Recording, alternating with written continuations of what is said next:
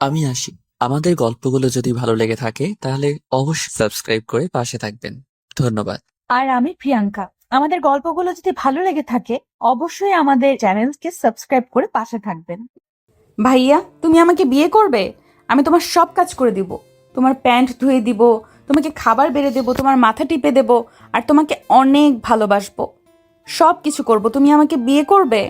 পরন্ত বিকেলে নদীর পাড়ে বসে নদীর অপরূপ দৃশ্য দেখছিলাম। তখনই পিছন থেকে একটা বাচ্চা কণ্ঠের মেয়ে কথাগুলি বলে উঠল।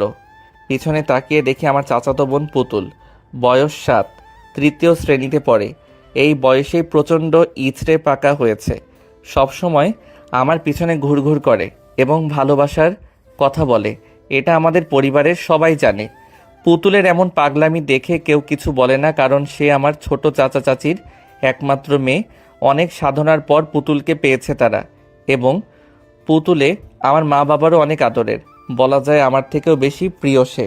আমিও পিচ্চিটাকে কম ভালোবাসি না। যখন যা আবদার করে তখন তাই করি।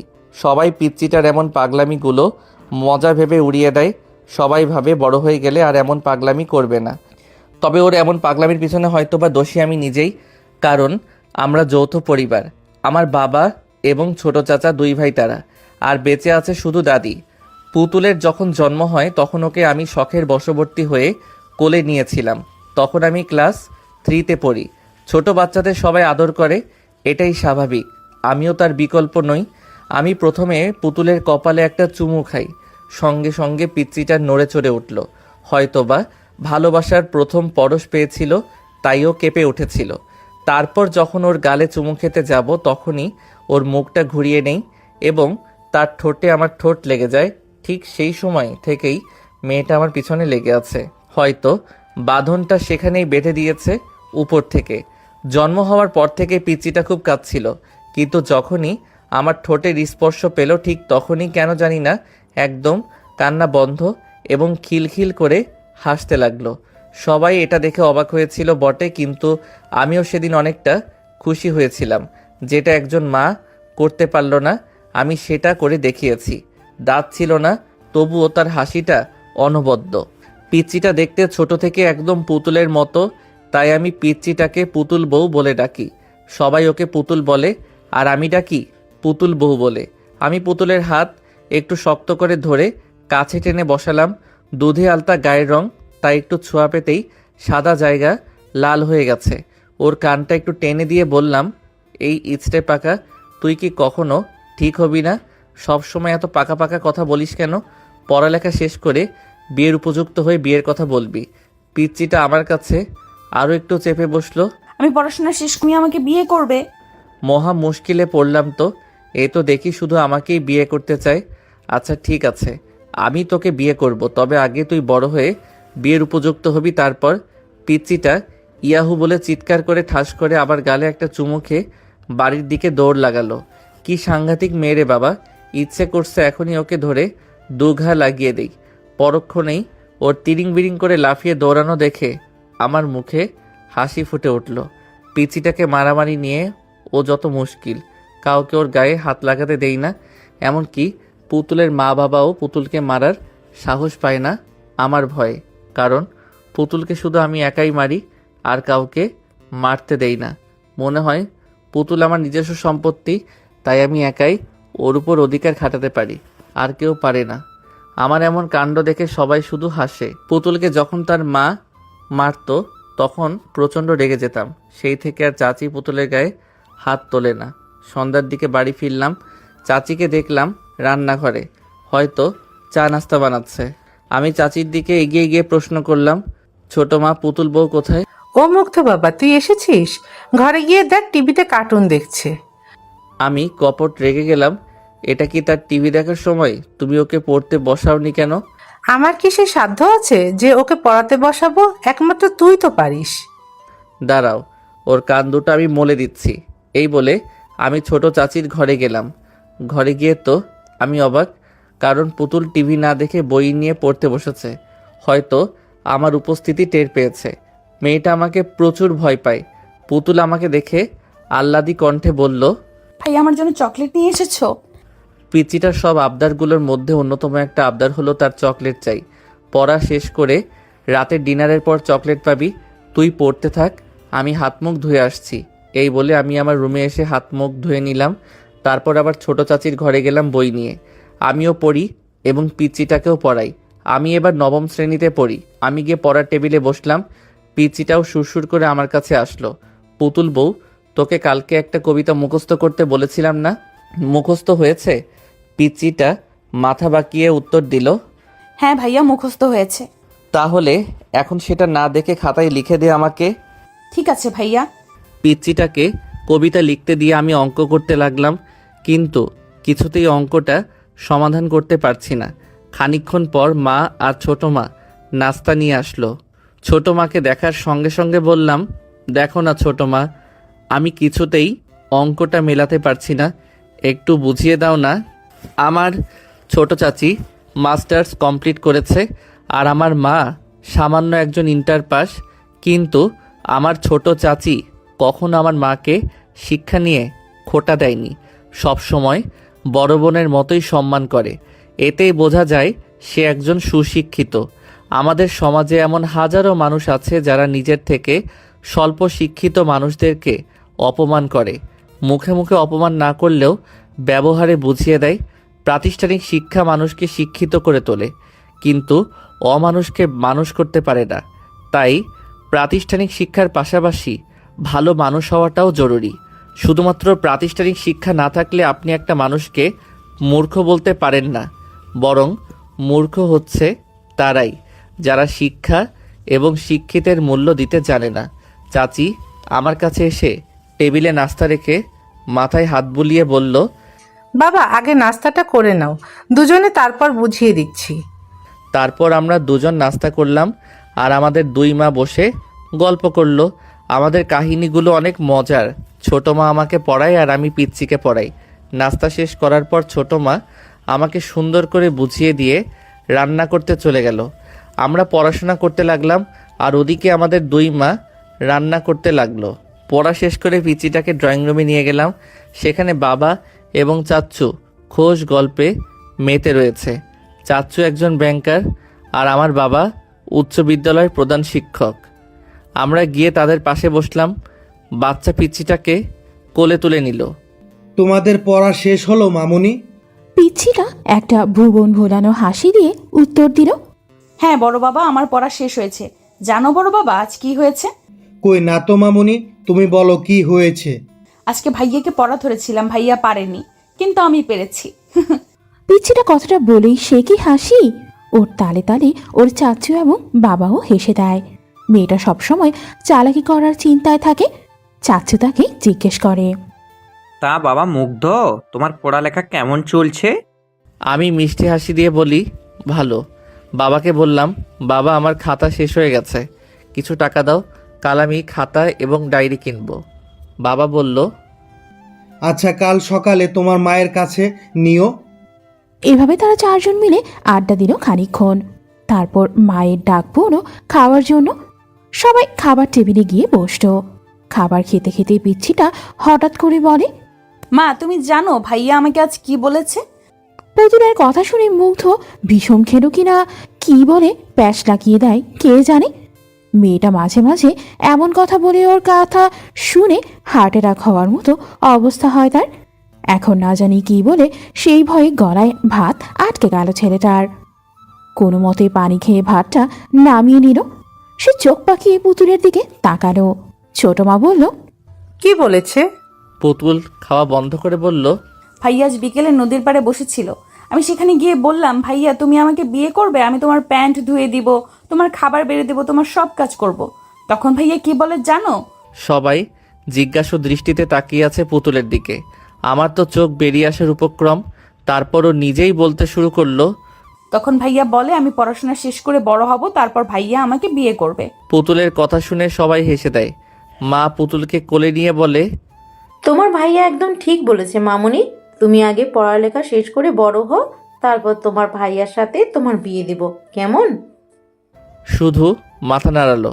মেয়েটা এই বয়সেই বিয়ে নিয়ে এত পাকা পাকা কথা বলে, না জানি বড় হলে কি করে। এ তো আমাকে তুলে নিয়ে গিয়ে বিয়ে করবে। ছোট মা পুতুলের কান টেনে দিয়ে বলল, খুব পেকে গেছো তাই না? এবার পাকা পাকা কথা বন্ধ করে খাবার খেয়ে নাও চুপ করে। তারপর সবাই মিলে খাওয়া শেষ করলাম। খাওয়া শেষ করে আমি পিচ্চিটার হাতে 2টো চকলেট দিয়ে ঘুমাতে গেলাম। পিচ্চিটাও ঘুমিয়ে পড়ল। পরের দিন সকালে ঘুম থেকে উঠে মায়ের কাছে টাকা নিয়ে খাতা এবং ডায়েরি কিনতে গেলাম। খাতা কিনতে প্রায় 1/2 কিলোমিটার যেতে হয়। সাইকেল নিয়ে তাড়াতাড়ি গেলাম, কিন্তু পিচ্চিটা যে এমন একটা কাণ্ড করবে ভাবতে পারিনি। খাতা এবং ডায়েরি আমার পড়ার টেবিলে রেখে গিয়েছিলাম গোসল করতে, কিন্তু এসে দেখি খাতা আছে, ডায়েরি নেই। পুরো ঘর তন্ন তন্ন করে খুঁজেও যখন ডায়েরিটা পেলাম না, তখন চিৎকার করতে লাগলাম। মা এসে বলল, কি হয়েছে, এইভাবে ষাঁড়ের মতো চিৎকার করছিস কেন? আমি মাকে দেখে চুপসে গেলাম। ভয়ার্ত কণ্ঠে বললাম, আমার ডায়েরিটা কোথায় রেখেছো? আমি কিভাবে জানবো তোর ডায়েরি কোথায়? ভালো করে খুঁজে দেখ। এই কথা বলে মা চলে গেল। তারপর আর কোথাও খুঁজে পেলাম না ডায়েরিটা। ব্যাগে বই খাতা গুছিয়ে নাস্তা করতে গেলাম। নাস্তা শেষ করে এসে ব্যাগটা ঘাড়ি নিয়ে রওনা দিলাম স্কুলের পথে। আজ সকালে পিচ্চিটাকে দেখলাম না, হয়তো ঘুমাচ্ছিল। ওকে স্কুলে নিয়ে যাওয়ার জন্য ডাক দিয়েছিলাম বেশ কয়েকবার, কিন্তু আমার ডাকে সাড়া দেয়নি, তাই ছেড়ে চলে এসেছি। প্রথম পিরিয়ড শেষ হওয়ার পর স্যার যখন হোমওয়ার্ক দিল, আমি হোমওয়ার্ক নোট করার জন্য খাতা বের করতে গিয়ে দেখি ডায়েরিটা আমার ব্যাগের ভিতর। আশ্চর্য হয়েছিলাম আমি তো আসার সময় ডায়েরিটা ব্যাগে রাখিনি, তাহলে কে রাখলো? যাক, ভালোই হয়েছে। এটা ভেবে ভালো লাগছে যে আমার সদ্য কেনা নতুন ডায়েরিটা হারাইনি। আমি ডায়েরি খোলার পর 7ম আসমানে চলে গেলাম। প্রথম পৃষ্ঠায় বড় করে তেরা বেঁকা করে লেখা ভালোবাসি। লেখাটি দেখার সঙ্গে সঙ্গে আমি বেকুব বনে চলে গেলাম। এটা কে লিখলো এভাবে, তাও আবার বাঁকা করে? তবে দেখে মনে হচ্ছে বেশ কাঁচা হাতের লেখা। আমি পরের পৃষ্ঠা উল্টালাম, একই অবস্থা। এভাবে প্রতিটি পৃষ্ঠায় শেষ করলাম, কিন্তু একটা পৃষ্ঠাও ভালো নেই। সব পৃষ্ঠাতে বড় বড় করে লেখা ভালোবাসি। আমি ভালোভাবে খেয়াল করে দেখলাম লেখাগুলো ঠিক পিচ্চিটার হাতের লেখার মতো। আমি ভালোভাবে বুঝতে পারলাম এটা পিচ্চিটার কাজ। একবার বাড়ি যাই, ওকে বুঝিয়ে দেব এমন দুষ্টুমি করার ফল কি হয়। কোনো রকমের টিফিন পিরিয়ড পর্যন্ত ক্লাস করে পালিয়ে গেলাম। বাড়ি গিয়ে ব্যাগটা টেবিলের উপর রেখে আগে গোসল করে নিলাম। তারপর আনমনে খুঁজতে লাগলাম পিচ্চিটাকে, কিন্তু কোথাও খুঁজে পাচ্ছি না। ছোট মাকে জিজ্ঞেস করলাম, ছোট মা বলে জানে না। মাকে জিজ্ঞেস করলাম, মাও বলে জানে না। তাহলে কি পিচ্চিটা উধাও হয়ে গেল? পুরো বাড়ি খুঁজলাম, কিন্তু কোথাও পেলাম না। তারপর ভালোভাবে লক্ষ্য করলাম রান্নাঘরে মায়ের শাড়ির আঁচলটা বেশ লম্বা হয়ে আছে, আর তার নিচে ফুলে রয়েছে, আর কিছু একটা নড়াচড়া করছে। আমার আর বুঝতে বাকি রইল না, আমার জননী পিচ্চিটাকে সেফটি দিচ্ছে। পিচ্চিটা আমার ভয় লুকিয়ে আছে, হয়তো নিজেই তার কুকর্মগুলো মায়ের কাছে স্বীকার করেছে। আর সে যতই দোষ করুক না কেন, আমার জননী তো কিছুই বলবে না। আমি আস্তে ধীরে মায়ের পাশে গিয়ে দাঁড়ালাম। পাশে টেবিল থেকে একটা গাজর নিয়ে খেতে খেতে মাকে বললাম, মা কি করছো তুমি? দেখার পরেও জিজ্ঞেস করিস কি করছি? মানে বলতে চাইছি যে কি রান্না করছো। আমার পুতুল সোনা গাজরের হালুয়া খেতে চেয়েছে, তাই হালুয়া রান্না করছি। এমন বজ্জাত মেয়েকে ঘটা করে হালুয়া খাওয়ানোর কি আছে? বাজার থেকে একটা লাঠি এনে লাঠির মায়ের খাওয়াও। কথাটি আমি বিড়বিড় করে বললাম, যেটা পরিষ্কার করে শুনতে পাইনি মা। মা কপাল কুঁচকে জিজ্ঞেস করে, কি বললি তুই? কিছু বলিনি তো, বললাম শুধু তোমার পুতুল সোনার জন্যই রান্না করো, আমি তো তোমার কেউ না, আমার জন্য রান্না করতে হবে না। এমন ভাবে বলছিস যেন তোকে রেখে শুধু একা পুতুলকেই দেই, তাই না? তুই তো বেশি খাস, তারপরেও হিংসা করিস। চাহ, এইভাবে আমার মান সম্মানকে প্লাস্টিক বানিয়ে দিলা? না, কথার প্রসঙ্গ চেঞ্জ করতে হবে, আর যত তাড়াতাড়ি হোক কৌশল করে পিচিটাকে বের করতে হবে। ওকে তো আর জোর করে মায়ের আঁচল থেকে বের করতে পারবো না। বুদ্ধি করতে লাগলাম কি করা যায়। পেয়েছি। মা জানো পুতুল বইয়ের জন্য কি নিয়ে এসেছি? কি এনেছিস? স্কুল থেকে আসার সময় ওর জন্য এক ব্যাগ চকলেট নিয়ে এসেছি, কিন্তু ওকে তো খুঁজেই পাচ্ছি না। যাই হোক, চকলেটগুলো ফেরত দিয়ে আসি। কেল্লাফতে ব্যাস, কাজ হয়ে গেছে। চকলেটের কথা শোনার সাথে সাথেই এক লাফ দিয়ে মায়ের শাড়ির আঁচল থেকে বেরিয়ে আসলো আর বলতে লাগলো, এই তো ভাইয়া, আমি এখানে, আমাকে চকলেট দাও। পুতুল বুঝতে না পারলেও তার ছোট মা যে বেশ ভালোইভাবেই বুঝতে পেরেছে এটা পুতুলকে ধরার জন্য মুগ্ধর একটা টোপ ছিল। এদিকে হাসতে হাসতেই ছোট মার অবস্থা শেষ। ছোট মা হাসতে হাসতেই পুতুলকে বলল, অবশেষে ধরা পড়লে ফাঁদে, এবার ঠেলা সামলাও। পুতুলের হাত ধরে বললাম, চকলেট খাবি তাই না? হ্যাঁ খাবো, দাও দাও। চল আমার ঘরে, সেখানে তোকে অনেক যত্ন করে চকলেট খাওয়াবো। লাফাতে লাফাতে আমার ঘরে আসলো। তারপর দরজা লাগিয়ে দিয়ে শুরু হয়ে গেল ধূপধাপ শব্দ। মাইর হবে কিন্তু কোনো আওয়াজ হবে না। কিছুক্ষণ পর দরজা খুলে দিলাম। পিচিটা হাওয়া করে কাঁদতে কাঁদতে চলে গেল ঘরে। এখন ঘরে গিয়ে শুয়ে শুয়ে কান্না শুরু করে দিবে। মা আমাকে বকলো কিছুটা, একটা থাপ্পড় মেরেছে। তারপর আমি খাবার না খেয়ে ঘুমিয়ে পড়লাম। বিকেলে ঘুম থেকে উঠে শুনলাম পিচ্চিটা নাকি কিছু খায়নি। বেশ খারাপ লাগলো, আমারও মনটা খারাপ হয়ে গেল। আমার কারণেই কিছু খায়নি মেয়েটা, এখন নাকি ঘুমাচ্ছে। আমি ওর কাছে গিয়ে বসলাম, ডাকতে লাগলাম আদুরে কণ্ঠে।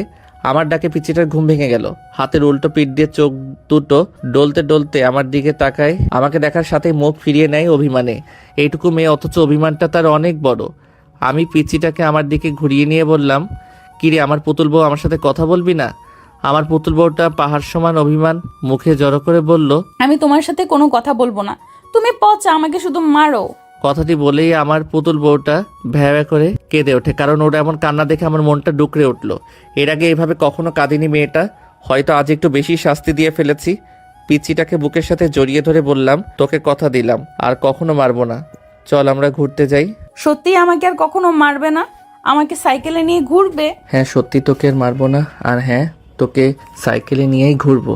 পিচিটা ঠাস করে আমার গালে একটা চুমু খেলো। ওর পাগলামিগুলো আমাকে অনেক স্বস্তি দেয়। মাঝে মাঝে মনে হয় সারা জীবন এভাবে ওর পাগলামিগুলো সহ্য করে যাই। মাঝে মাঝে ভাবি এভাবে যদি কেটে যেত সারাটি জীবন, তাহলে কতই না ভালো হতো। মানুষের জীবনের সব চাওয়া পাওয়াগুলো পূর্ণতা পায় না। তারপর আমরা দুজন ফ্রেশ হয়ে খাবার খেয়ে নিলাম। আমি খাইয়ে দিয়েছি পিচ্চিটাকে। খাওয়ার সময় আমার আঙ্গুলে কামড় দিয়েছিল। কামড় দেওয়ার পর সে কি খুশি, খিলখিল করে হাসছিল। হাসতে হাসতে গলায় ভাত আটকে গিয়েছে। তারপর হাসা বাদ দিয়ে একাধারে কাশতে লাগলো। শয়তানদের অবস্থা মনে হয় এমনই হয়, বেশি বাদরামি করলে যা হয় আর কি। তারপর পিচিটাকে সাইকেলে নিয়ে পুরো গ্রাম ঘোরাতে লাগলাম। সাইকেলের পিছনে বসালে পড়ে যেতে পারে, তাই সামনেই বসিয়ে নিয়েছি। আমি সাইকেল চালাচ্ছিলাম আর সে নন স্টপ বক বক করে যাচ্ছিল। চলার পথে আইসক্রিম, হাওয়াই মিঠাই, চকলেট অনেক কিছুই খেয়েছে। আমার পকেটের 12টা বেজে গিয়েছে অলরেডি। ওর অভিমান ভাঙাতে গেলে আমার পকেটের 12টা বাজেই সবসময়। সবশেষে আমার পুতুল বইয়ের আবদার হলো তাকে কাচের চুড়ি কিনে দিতে হবে। আমি ওকে বললাম, এখন কাচের চুড়ি কোথায় পাবো? আশেপাশে তো কোনো দোকান নেই। পিচ্চিটা সামনের দিকে হাত বাড়িয়ে বলল, ওই দেখো, ফেরিওয়ালা আমাদের দিকে আসছে। যেখানে বাঘের ভয় সেখানেই সন্ধ্যা হয়। ফেরিওয়ালাকে কি এখনই আসতে হলো? কি আর করা, বাধ্য হয়ে কিনে দিলাম কাচের চুড়ি। শখ করে যখন চেয়েছে তখন আর না করি কি করে? পিচিটার মুখের হাসিটাই যে আমার সব কিছু। ওর ভুবন ভুলানো হাসিটা দেখলে কেন জানি না আমার মনটা ঠান্ডা হয়ে যায়। আচ্ছা, আমি কি পিচিটাকে ভালোবাসি নাকি বোনের মতোই ভালোবাসি? একদিন রাতে ঘুমাচ্ছিলাম, রাত প্রায় 1টা বাজে। হঠাৎ কারো কান্নার শব্দ পেয়ে ঘুম ভেঙে যায় আমার, কিন্তু কে কাঁদছে বুঝে উঠতে পারছি না। আমি ঘর থেকে বের হয়ে গেলাম। শব্দটা ছোট, মায়ের ঘর থেকে আসছে। এত রাতে কে কাঁদছে? দরজা খোলা আর বাতিও চালু আছে। গিয়ে দেখি সেখানে মা বাবাও আছে পুতুলের পাশে বসে।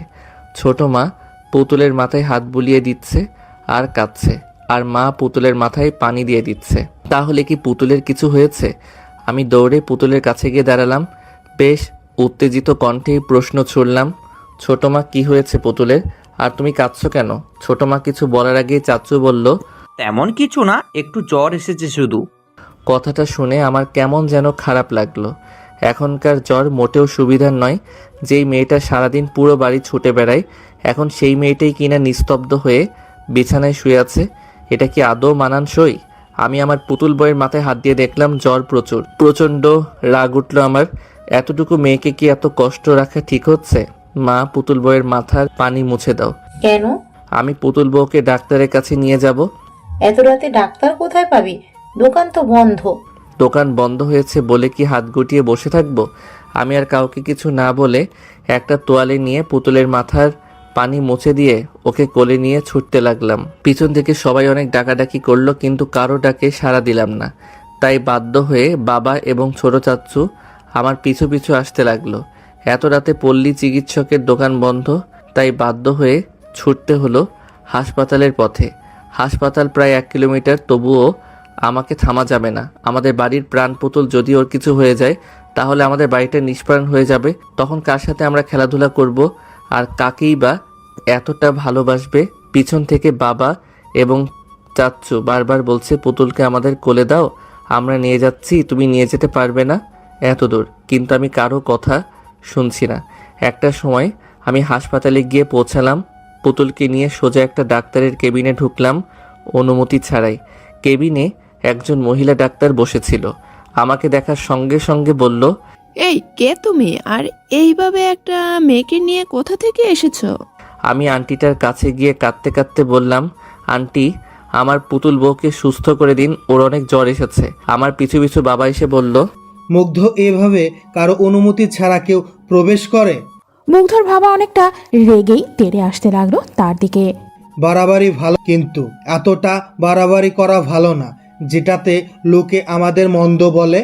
ডাক্তার তার বাবাকে থামিয়ে দিয়ে বলে, থাক, ছেলেটাকে আর কিছু বলবেন না। আমার মতে সে ভুল করেনি, সে হয়তো তার পুতুল বউকে খুব ভালোবাসে, তাই কুলকিনারা হারিয়ে ফেলেছে। এই ভালোবাসাটা মেয়েটির জন্য প্রয়োজন। তারপর ডাক্তার আন্টি পুতুলকে দেখলো, জ্বর মেপে দেখলো 101 ডিগ্রি জ্বর। তারপর ডাক্তার আন্টি ওষুধ লিখে দিল।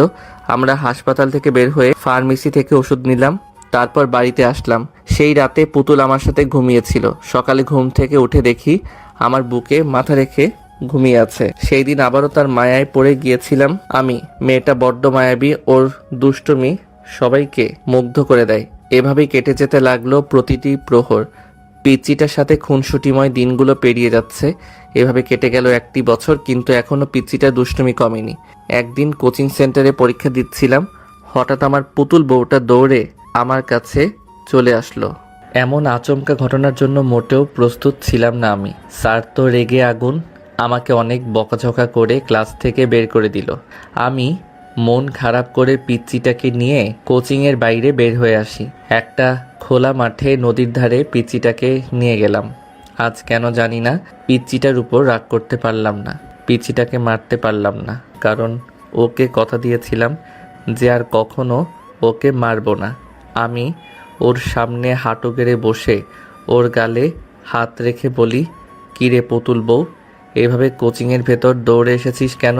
পিচ্চিটা আমার প্রতি উত্তর না করে ফিক করে হেসে দেয়। আমি ওর হাসির রহস্যটা বুঝে উঠতে পারলাম না। বেকুবের মতো প্রশ্ন ছুড়লাম, কি হয়েছে, এভাবে হাসছিস কেন? তুমি এখনো দেখোনি? আশ্চর্য, পিচ্চিটা কি দেখার কথা বলছে? তুই কি দেখার কথা বলছিস?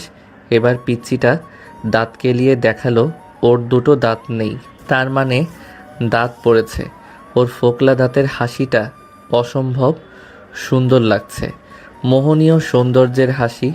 তার দেখলে ভরে মন, ভালোবেসে এইভাবেই তাকে করতে চাই আপন। আমি পিচ্চিটাকে রাগানোর জন্য বললাম, কিরে, তোর তো দুটো দাঁত নেই, ইঁদুরে নিয়ে গেছে, এখন তো আর তোর দাঁত উঠবে না, কি করবি তাহলে? পিচ্চিটা আমাকে অবাক করে দিয়ে বলল, কে বলেছে তোমাকে আমার দাঁত ইঁদুরে নিয়ে গেছে? আমার দাঁত তো আমার কাছেই আছে। এই বলে পিচ্চিটা তার হাতের মুঠো খুলে আমাকে দেখালো। কি আশ্চর্য ঘটনা, দুটো দাঁত নিয়ে এসেছে সে আমাকে দেখানোর জন্য।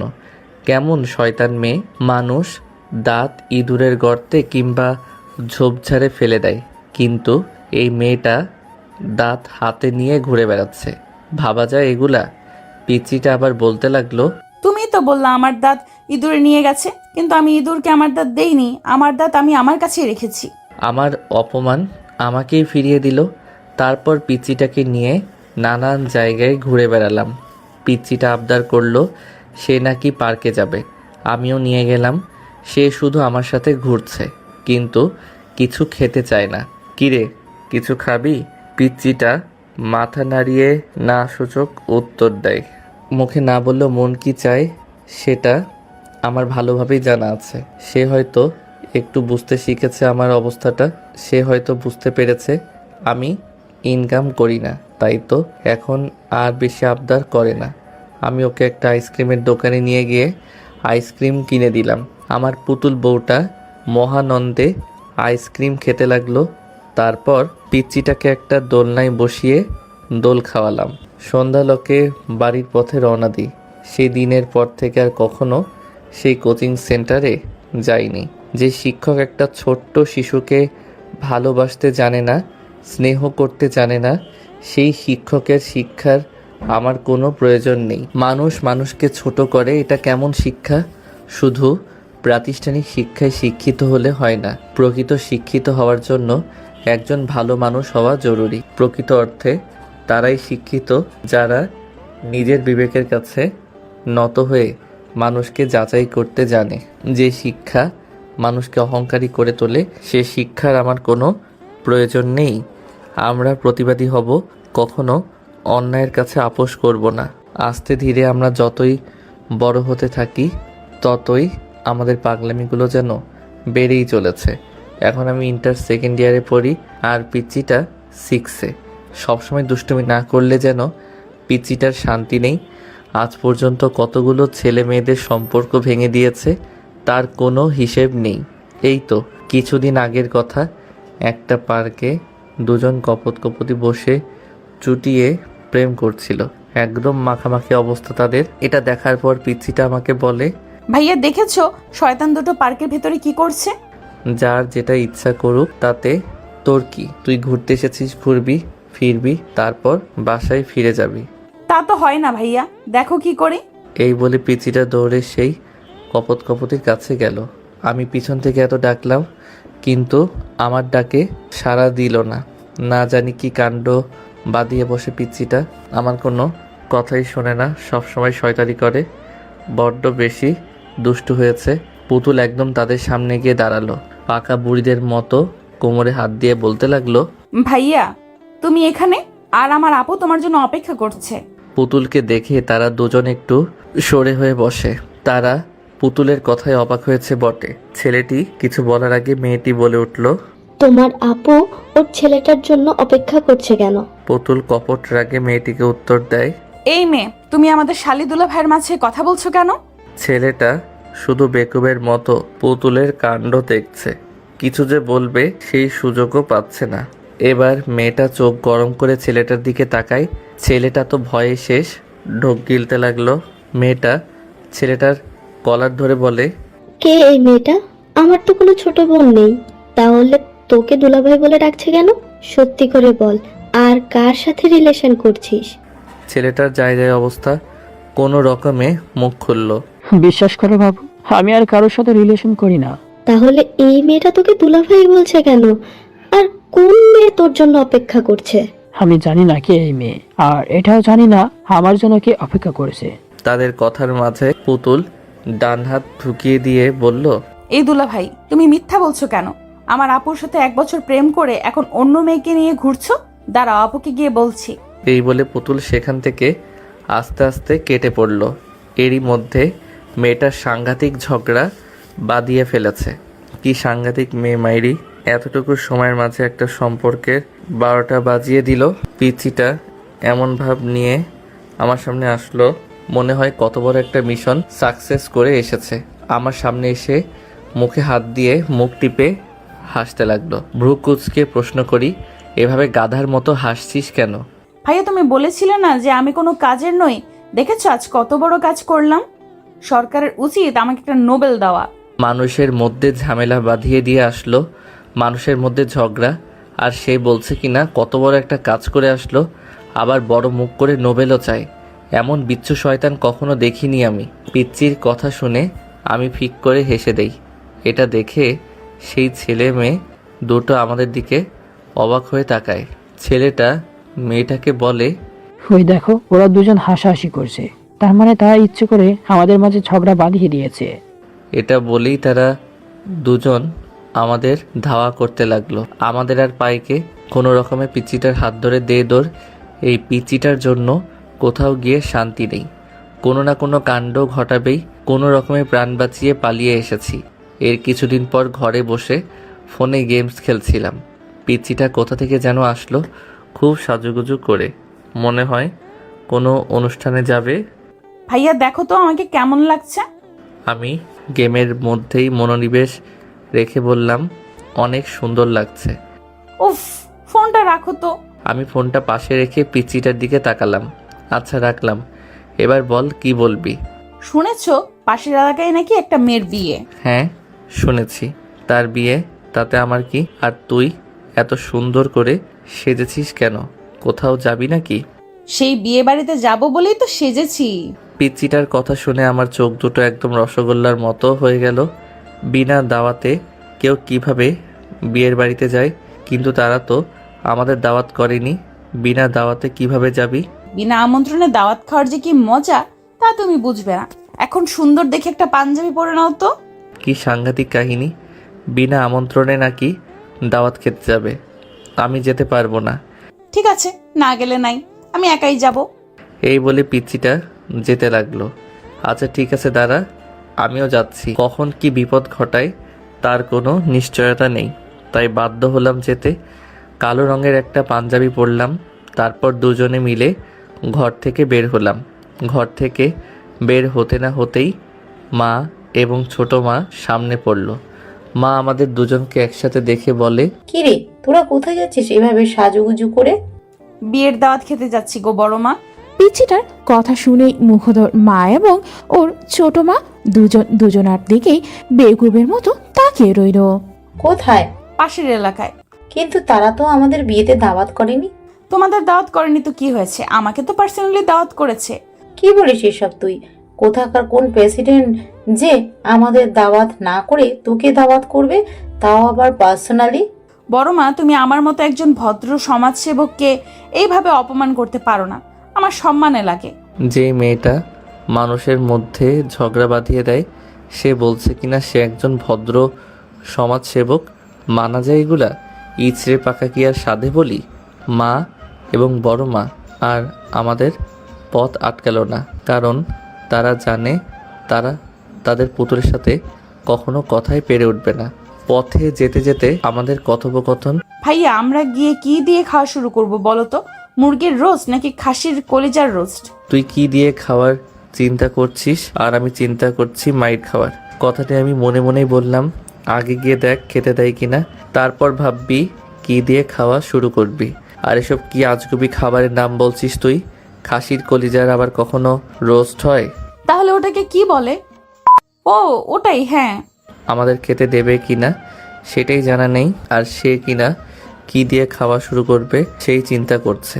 আজ তো কপালে মাইর আছে বিনা দাওয়াতে বিয়ে বাড়ি যাওয়ার জন্য। ভাইয়া কি বলছো অমন বিড়বিড় করে? ভাবছি রে বুড়ি। কি ভাবছো?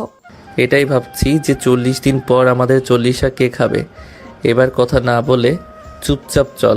পিচ্চিটা হয়তো আমার কথার মানে বুঝতে পারিনি, তাই চুপচাপ হাঁটা ধরল। আজ আমার প্রথম অভিজ্ঞতা হবে বিনা আমন্ত্রণে দাওয়াত খাওয়ার। না জানি কপালে কি আছে, পিচ্চিটা নিজেও মরবে আর আমাকেও মারবে।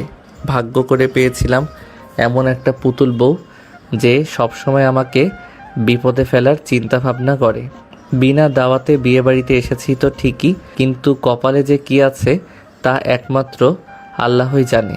কিরে, বিয়ে বাড়িতে তো চলে আসলাম, এবার কোন পরিচয় ঢুকবি? বরপক্ষ নাকি? আমার কথা শেষ করতে না দিয়েই পিচিটা বলে উঠল, না না, ভুলেও বরপক্ষের কথা বলা যাবে না, কারণ বরপক্ষ তো এখনো আসেনি। যদি বরপক্ষের কথা বলি তাহলে তো পাবলিক আমাদেরকেই ধোলাই দিবে। এইটুকু মেয়ের মাথায় কি বুদ্ধি! আমাদের দুজনের কথোপকথনের মাঝে হঠাৎ একজন লোক আসলো। তোমাদেরকে তো আগে কখনো দেখিনি, কে তোমরা আর কোন পক্ষ থেকে এসেছো? আমার গুরু যেহেতু আমার পুতুল বউ, সে সব সময় আমার আগে আগে যায়, তাই এবারেও সে নিজেই উত্তর দিল, হ্যাঁ, আমাদেরকে চিনবেন কিভাবে? আগে কখনো দেখেননি তো, তাই। আর আমরা কোনে পক্ষের লোক। কিন্তু তোমাদের দাওয়াত করেছি বলে তো আমার মনে হয় না। আঙ্কেল, মনে হবে কিভাবে? আপনি যখন আমাদের বাড়িতে দাওয়াত দিতে গিয়েছিলেন তখন তো আমরা নানু বাড়িতে ঘুরতে গিয়েছিলাম, তাই আমাদের দেখেননি। কিন্তু তোমাদের মা বাবা কই? মা বাবা আমাদের জন্য ভেতরে অপেক্ষা করছে। এই ভাইয়া চলো, দেরি করলে আবার মা বকবে। এই বলে টানতে টানতে পিচ্চিটা আমাকে ভিতরে নিয়ে যায়। তারপর একটা টেবিলে বসলাম। কিছুক্ষণ পর খাবার পরিবেশন করা হলো।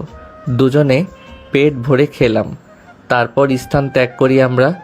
গ্রামের পিচ ঢালা রাস্তায় হেঁটে চলেছি আমরা। রাস্তার দুই ধারে সবুজ ফসলে ভরা, যতদূর চোখ যায় শুধু ফসল আর ফসল। গ্রামের মেঠো পথগুলো মানুষের মন ভালো করে দেওয়ার জন্য যথেষ্ট। রাস্তার দুই ধারে দাঁড়িয়ে আছে লম্বা লম্বা ডাব গাছ। বসন্তের ছোঁয়া লেগেছে প্রকৃতিতে। কোকিল তার নিজ কণ্ঠে গান গেয়ে বেড়াচ্ছে মনের সুখে। সৃষ্টির এমন মনোরম দৃশ্য বড়ই মনোমুগ্ধকর। ইচ্ছে করে হারিয়ে যাই এই সুন্দর প্রকৃতিতে, বিলিয়ে দেই নিজেকে। মেঠো পথ ধরে বাড়ির উদ্দেশ্যে হাঁটছিলাম, হঠাৎ পিচ্চিটা বলে ওঠে, জোর বাঁচা বেঁচে গেছি। ধরা পড়লে কি যে হতো। কি আর হতো, মান সম্মান প্লাস্টিক হয়ে যেত। সম্মান আবার প্লাস্টিক সিলভারের হয় নাকি? পিচ্চিটার এমন পাকনামি কথা শুনে ওর কানটা টেনে ধরলাম। উফ ভাইয়া, লাগছে, ছাড়ো। লাগার জন্যই তো ধরেছি। এত পাকা পাকা কথা বলিস কেন? পাকা পাকা কথা কখন বললাম? আমি তো ঠিকই বলেছি। তুমি কখনো দেখেছো মান সম্মান প্লাস্টিকের হয় বা সিলভারের হয়? দেখোনি, তাই তো? তাহলে বলো আমার ভুলটা কোথায়? পিচ্চির এমন অকাট্য যুক্তি শুনে আমি স্তব্ধ, তবুও কান ছাড়লাম না তার। এবার একটু জোরেই টেনে ধরেছি। ভাইয়া ছাড়ো, খুব ব্যথা করছে। আমি কি তোমার ঘরের বউ নাকি যে যখন খুশি আমাকে মারবে? আমি পিচ্চিটার কান ছেড়ে দিয়ে বললাম, তুই আমার ঘরের বউ হতে যাবি কেন? তুই তো আমার ঘরের কাজের বুয়া। কি বললে তুমি? আমি কাজের বুয়া? দাঁড়াও, দেখাচ্ছি তোমাকে মজা। এই বলে পিচ্চিটা আমাকে ধাওয়া করতে লাগলো আর আমি দৌড়াতে লাগলাম। বেশ খেপিয়ে দিয়েছি আমার পুতুল বউটাকে। এখন কোনোভাবেই তার হাতে নিজেকে ধরা দেওয়া যাবে না। ধরা দিলেই বিপদ, কারণ না জানি কতটা রেগে আছে। আর ধরতে পেলে ধোলাই তো অবশ্যই দেবে। দুজনেই প্রাণপণে ছুটছি। বিয়ে বাড়িতে যেটুকু খাবার খেয়েছি দৌড়াতে দৌড়াতে সব হজম হয়ে গেছে। তাহলে লাভটা কি হলো? আজ আমার পরীক্ষার রেজাল্ট দিয়েছে। ঘরে মন খারাপ করে বসে আছি আমি। এমন সময় পিচ্চিটা আসলো আমার ঘরে, এসে বলে, ভাইয়া তোমার তো আজকে রেজাল্ট দিয়েছে, কিন্তু তুমি মন খারাপ করে বসে আছো কেন? পুতুল, আমার মন খারাপ আছে, আমাকে একটু একা থাকতে দে। তুই যা। পুতুল কিছু না বলেই চলে গেল। ড্রয়িং রুমে মা এবং ছোট মা বসে গল্প করছিল। সেখানে গিয়ে মাকে বলল, বড় মা, তোমার ছেলে পরীক্ষায় ফেল করেছে। দুজনে গল্প করছিল। পুতুলের এমন কথায় দুজনেই চমকে ওঠে। সবাই ভাবছে এত ভালো একটা স্টুডেন্ট কিভাবে ফেল করতে পারে, যে কিনা প্রতিবার প্রথম হয়। এবার সে ফেল করলো। মা প্রশ্নটি করে, মুগ্ধ ফেল করেছে, তোমাকে কে বললো? কেউ বলেনি, কিন্তু তোমার ছেলের তো মন খারাপ করে বসে আছে। আমি গেলাম, আমাকে বলে আমার মন খারাপ আছে। তুই যা, আমাকে একা থাকতে দে। মা আর কোনো কথা না বলে সোজা আমার ঘরে চলে আসে। এসেই আমাকে একটা থাপ্পড় মারে। মায়ের এমন আচরণে প্রচণ্ড অবাক হয়ে যাই আমি। মা তো কখনো আমাকে অকারণে মারে না, তাহলে আজ কেন মারলো বুঝতে পারলাম না আমি গালে হাত দিয়ে মাথা নিচু করে শান্ত কণ্ঠে মাকে প্রশ্ন করি, মা তুমি আমাকে মেরেছো তাতে কোনো সমস্যা নেই, কিন্তু কেন মেরেছো সেই কারণটা বলো। মা কপট রেগে গিয়ে ঝাঁঝালো কণ্ঠে বলে, তুই এত বড় একটা সত্যি আমাদের কাছে লুকিয়েছিস, আবার সাধু সেজে প্রশ্ন করিস কেন মারলাম? আমি যত মায়ের ব্যবহার দেখছি ততই অবাক হচ্ছি। আগে কখনো মায়ের আচরণ এমন হয়নি, কিন্তু আজ হঠাৎ মায়ের কি হলো যার কারণে এতটা বাজে ব্যবহার করছে আমার সাথে? তবে মায়ের এমন অকারণে বাজে ব্যবহার আমাকে খুব আঘাত করছে। কোন সত্যিটা লুকিয়েছি আমি তোমার কাছ থেকে, যার কারণে এতটা বাজে ব্যবহার করছো আমার সাথে? তুই যে ফেল করেছিস তা আমাদেরকে বলেছিস? এই কথাটি শুনে সপ্তম আসমান থেকে পড়লাম। আমি কখন ফেল করলাম? আর মাকেই বা এই কথাটি কে বলল? তোমাকে এসব কথা কে বলেছে? পুতুল বলেছে। আজ পুতুল না বললে তো আমরা জানতে পারতাম না তোর এই ঘটনা। তারপর মা আরো কিছু বকা দিয়ে চলে গেল। আমি ঠায় দাঁড়িয়ে রইলাম। কিছুক্ষণ পর পুতুলকে ডাক দিলাম। পুতুলও লক্ষ্মী মেয়ের মতো আমার ঘরে আসে। আমি পুতুলের হাত ধরে বিছানায় বসালাম। তুই নাকি আমাকে বলছিস যে আমি ফেল করেছি? তুমি মন খারাপ করে বসেছিলে, ভেবেছিলাম তুমি ফেল করেছো, তাই বলেছি, কিন্তু আমি তো ভাবিনি যে বড় মা তোমাকে মারবে। সরি ভাইয়া। পিচ্চিটার এমন অসহায় মুখ দেখে আমি আর রাগ করে থাকতে পারলাম না। তবু বললাম, জানিস তো পুতুল বেশি বাড়াবাড়ি কোনো কিছুতেই ভালো না, সেটা হোক ভালো কিংবা খারাপ। মজা করার একটা সীমা থাকে। শোন, তোকে একটা গল্প বলি। একটা রাখাল বনে ছাগল চড়াতে যেত। সে গ্রামের লোকদের সাথে মজা করার জন্য বাঘ এসেছে বলে চিৎকার করতে লাগলো। রাখালের চিৎকার শুনে গ্রামের সবাই ছুটে আসলো তাকে সাহায্য করার জন্য, কিন্তু এসে দেখে সেখানে কোনো বাঘ নেই, উল্টো রাখাল হাসছে। এরপর আরও একবার রাখাল এভাবে মজা করলো। গ্রামের লোকেরা ছুটে আসলো রাখালকে বাঁচাতে, কিন্তু রাখাল আবারও হাসতে লাগলো। এমনইভাবে তৃতীয় দিন সত্যি সত্যি বাঘ চলে আসে এবং রাখাল প্রাণ বাঁচানোর জন্য চিৎকার করে সাহায্য চাইতে লাগলো। কিন্তু এবার গ্রামের লোকেরা মজা ভেবেই সাহায্য করতে এগিয়ে আসেনি, বাঘ রাখালকে খেয়ে নেয়। এই গল্পটি শুনে তুই কি বুঝলি? অকারণে মজা করা আর আমাদের ঠিক না। অকারণে মজা করলে নিজেকেই বিপদে পড়তে হয়। এই তো ভালো মেয়ে। ভাইয়া তোমার খুব লেগেছে তাই না? না রে পাগলি, লাগেনি। ওটা তো মায়ের ভালোবাসার পরশ ছিল, লাগবে কেন? এখন তুই যা। মা আমার যেই গালে থাপ্পড় মেরেছিল, পুতুল ঠাস করে সেই গালে একটা চুমু খেয়ে চলে যায়। আমি বুঝি না এই মেয়েটির কাণ্ডগুলো কখন কি করে, বোঝা মুশকিল। এত বড় হয়েছে এখন, তবু দুষ্টুমি গেল না। বিশেষ করে ওর এমন পাগলামিগুলোর জন্যই ওর উপর বেশিক্ষণ রেগে থাকতে পারি না। বিকেলবেলা মন খারাপ করে ড্রয়িং রুমে বসেছিল মা। বাবা খুশি মনে বাজার থেকে মিষ্টি নিয়ে বাড়িতে ঢুকলো। বাড়িতে ঢুকেই দেখে মা মন খারাপ করে বসে রয়েছে। বাবা মায়ের পাশে গিয়ে বসলো। বাবা মিষ্টির প্যাকেট খুলে একটা মিষ্টি মায়ের দিকে এগিয়ে ধরে তারপর বলে, কি রে হনুমা, তুমি মন খারাপ করে বসে আছো কেন? আজ তো তোমার খুশি হওয়ার কথা, তা না করে তুমি মন খারাপ করে বসে আছো। এই নাও মিষ্টি খাও। মা মুখ গোমরা করে উত্তর দেয়, আর মিষ্টি কিসের জন্য খুশি হব বলো? মায়ের কথা শুনে বাবা কিছুটা অবাক হয়। কিসের জন্য খুশি হবে মানে? তোমার ছেলে পরীক্ষায় ফেল করেছে, তার জন্য খুশি হব। বাবা মনে মনে ভাবছে, রেহনুমা কি মাতাল হয়ে গেছো নাকি যে এসব আবোল তাবোল বকছো? তোমার ছেলে প্রত্যেকবারের মতোই এবারেও জিপিএ 5 পেয়েছে, আর তুমি বলছো তোমার ছেলে ফেল করেছে। তোমাকে কে বললো এই কথাটি? কথা শুনে মায়ের হার্ট অ্যাটাক করার মতো অবস্থা। তুমি কি বলছো আমাদের মুগ্ধ ফেল করেনি? তাহলে যে পুতুল বলল মুগ্ধ ফেল করেছে, তাই তো আমি ওকে গিয়ে বকাঝকা করলাম। ছেলেটা মন খারাপ করে না খেয়ে বসে আছে, আমি ওকে মেরেছি তবুও কিছু বলেনি। আর আমি যে ওকে মারলাম, ও বলবে না যে ও রেজাল্ট ভালো করেছে? তা না করে মুখ বুজে সব সহ্য করে নিল। এটা তুমি অন্যায় করেছো। না জেনে কাউকে কিছু বলা ঠিক না। আর আমাদের পুতুল মামুনি তো সবসময় মজা করে, ওর কথা তোমার সিরিয়াসলি নেওয়া ঠিক হয়নি। সত্যি ছেলেটার প্রতি অবিচার করেছি, না জানি কতক্ষণই অভিমান করে আছে আমার উপর। আমাদের ছেলেকে আমি ভালোভাবেই চিনি। ওকে যতই শাসন করো না কেন, তুমি ওর মা। তুমি যদি ওর কপালে আদর করে একটা চুমু খাও, তাহলে দেখবে ওর সব অভিমান রাগ নিমিষেই শেষ হয়ে গেছে। এখন নাও মিষ্টি মুখ করো। আমাদের একমাত্র ছেলে এত বড় বড় উপহার দিচ্ছে আমাদেরকে। মা এবং বাবা একে অপরকে মিষ্টি খাইয়ে দেয়। তারপর মা একটা মিষ্টি নিয়ে আমার ঘরে আসে। এসে দেখে আমি মন খারাপ করে টেবিলে মাথা নুইয়ে বসে আছি। মা বেশ কয়েকবার ডাক দেয়, কিন্তু আমার কোনো সাড়া শব্দ নেই। মা চিন্তিত হয়ে একটু এগিয়ে আসে, আমার মাথা তুলে ধরে দেখে আমি কাঁদতে কাঁদতে ঘুমিয়ে গিয়েছি। চোখের পানি শুকিয়ে গেছে। মা আমার চোখের পানি মুছে দিয়ে কপালে একটা ভালোবাসার পরশ দেয়। মায়ের চুমু খাওয়ার সঙ্গে সঙ্গেই আমার ঘুম ভেঙে যায়। তাকিয়ে দেখি মায়ের চোখ দিয়ে পানি পড়ছে। আমি কখনোই মায়ের চোখের পানি সহ্য করতে পারি না, কিন্তু এখন আমার জননী আমার সামনেই কাঁদছে। এটা আমার জন্য পৃথিবীর সবচেয়ে বড় কষ্টদায়ক একটা বিষয়।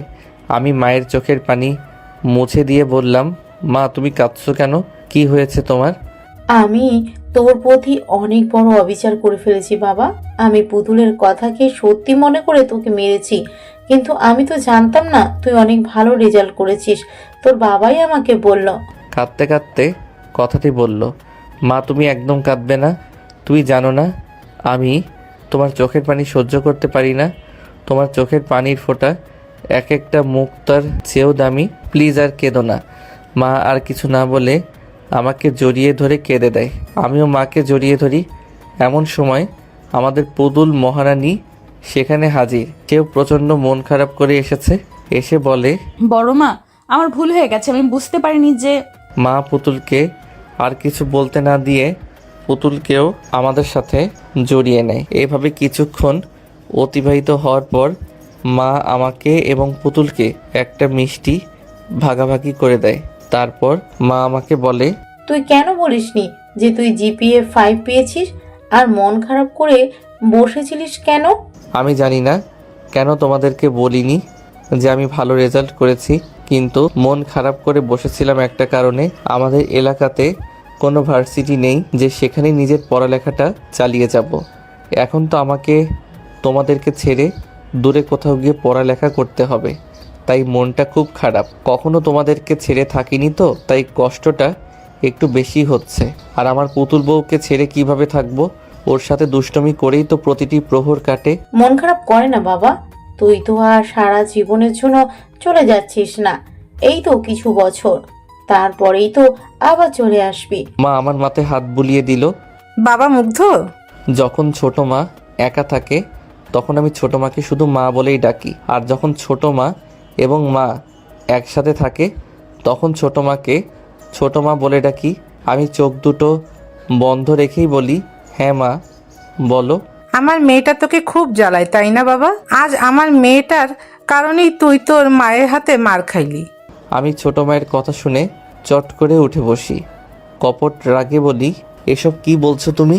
যাকে নিয়ে জীবনের এতটা পথ পাড়ি দিলাম তুমি তাকেই দোষারোপ করছো।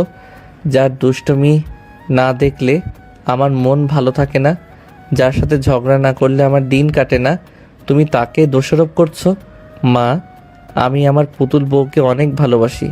ও যত বড়ই অন্যায় করুক না কেন, সব অন্যায় আমার কাছে খুবই তুচ্ছ এবং ছোট।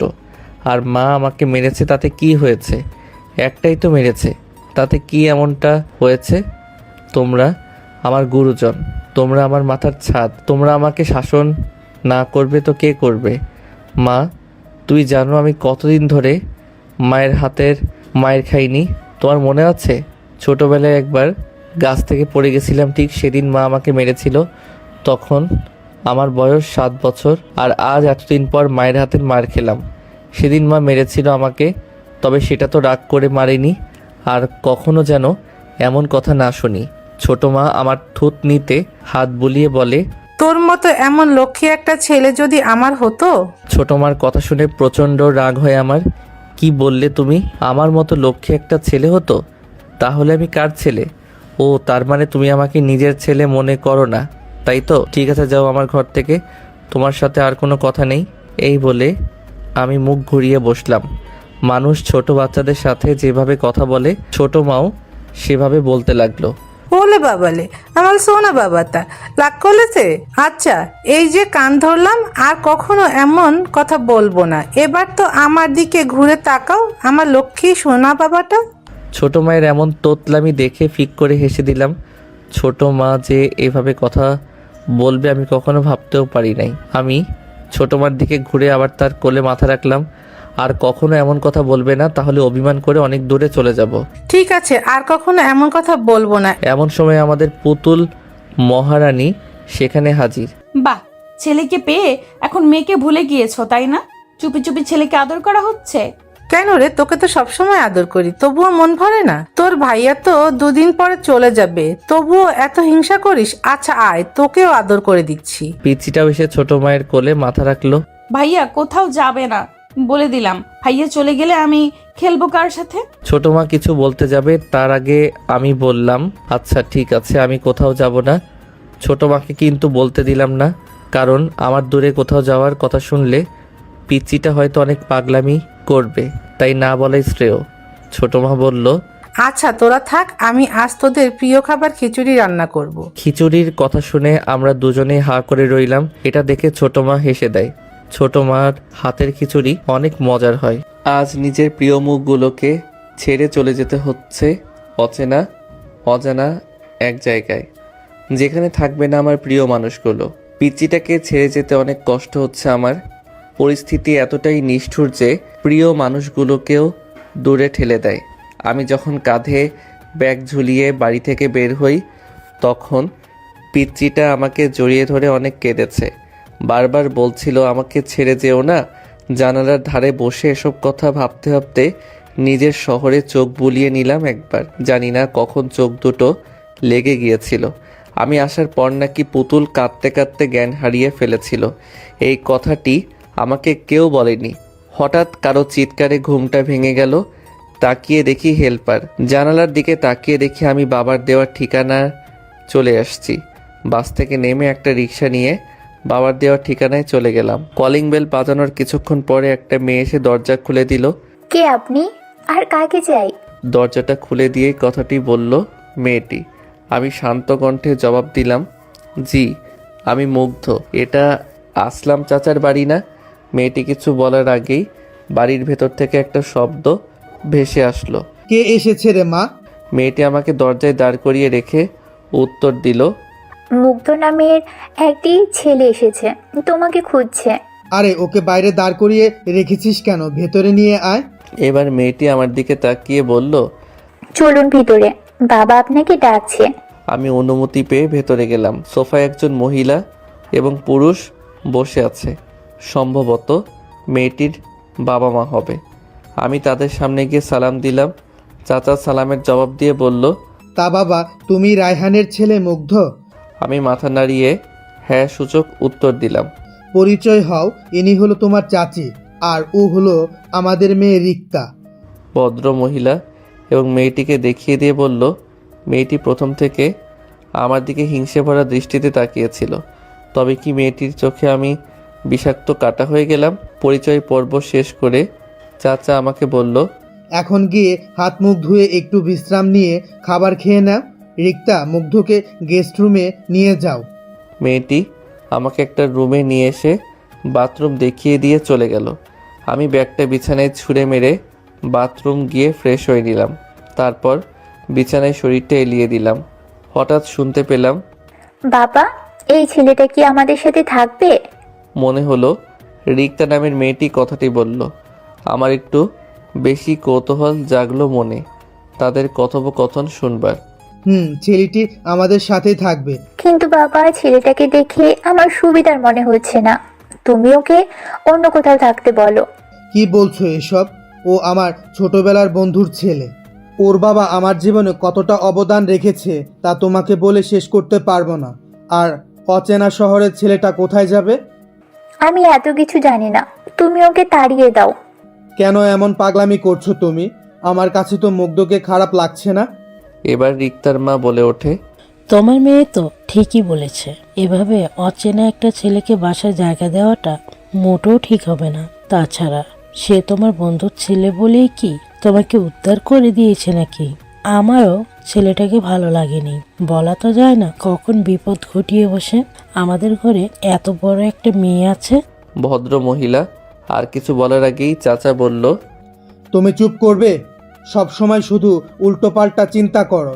ছেলেটির মধ্যে কি রকম খারাপ দেখলে যে যার জন্য মনে হলো সে এতটা জঘন্য কাজ করতে পারে? মানুষকে ভালোবাসতে শিখো, তাহলেই না মানুষের মর্মটা বুঝবে। রিক্তা বলে ওঠে, বাবা, তুমি ওকে অন্য কোথাও থাকতে বলো, না হলে আমি কিন্তু এখানে থাকবো না। এই কথা বলে রিক্তা চলে যায় তার ঘরে। ভদ্র মহিলাও আর থাকলো না, স্থান ত্যাগ করে।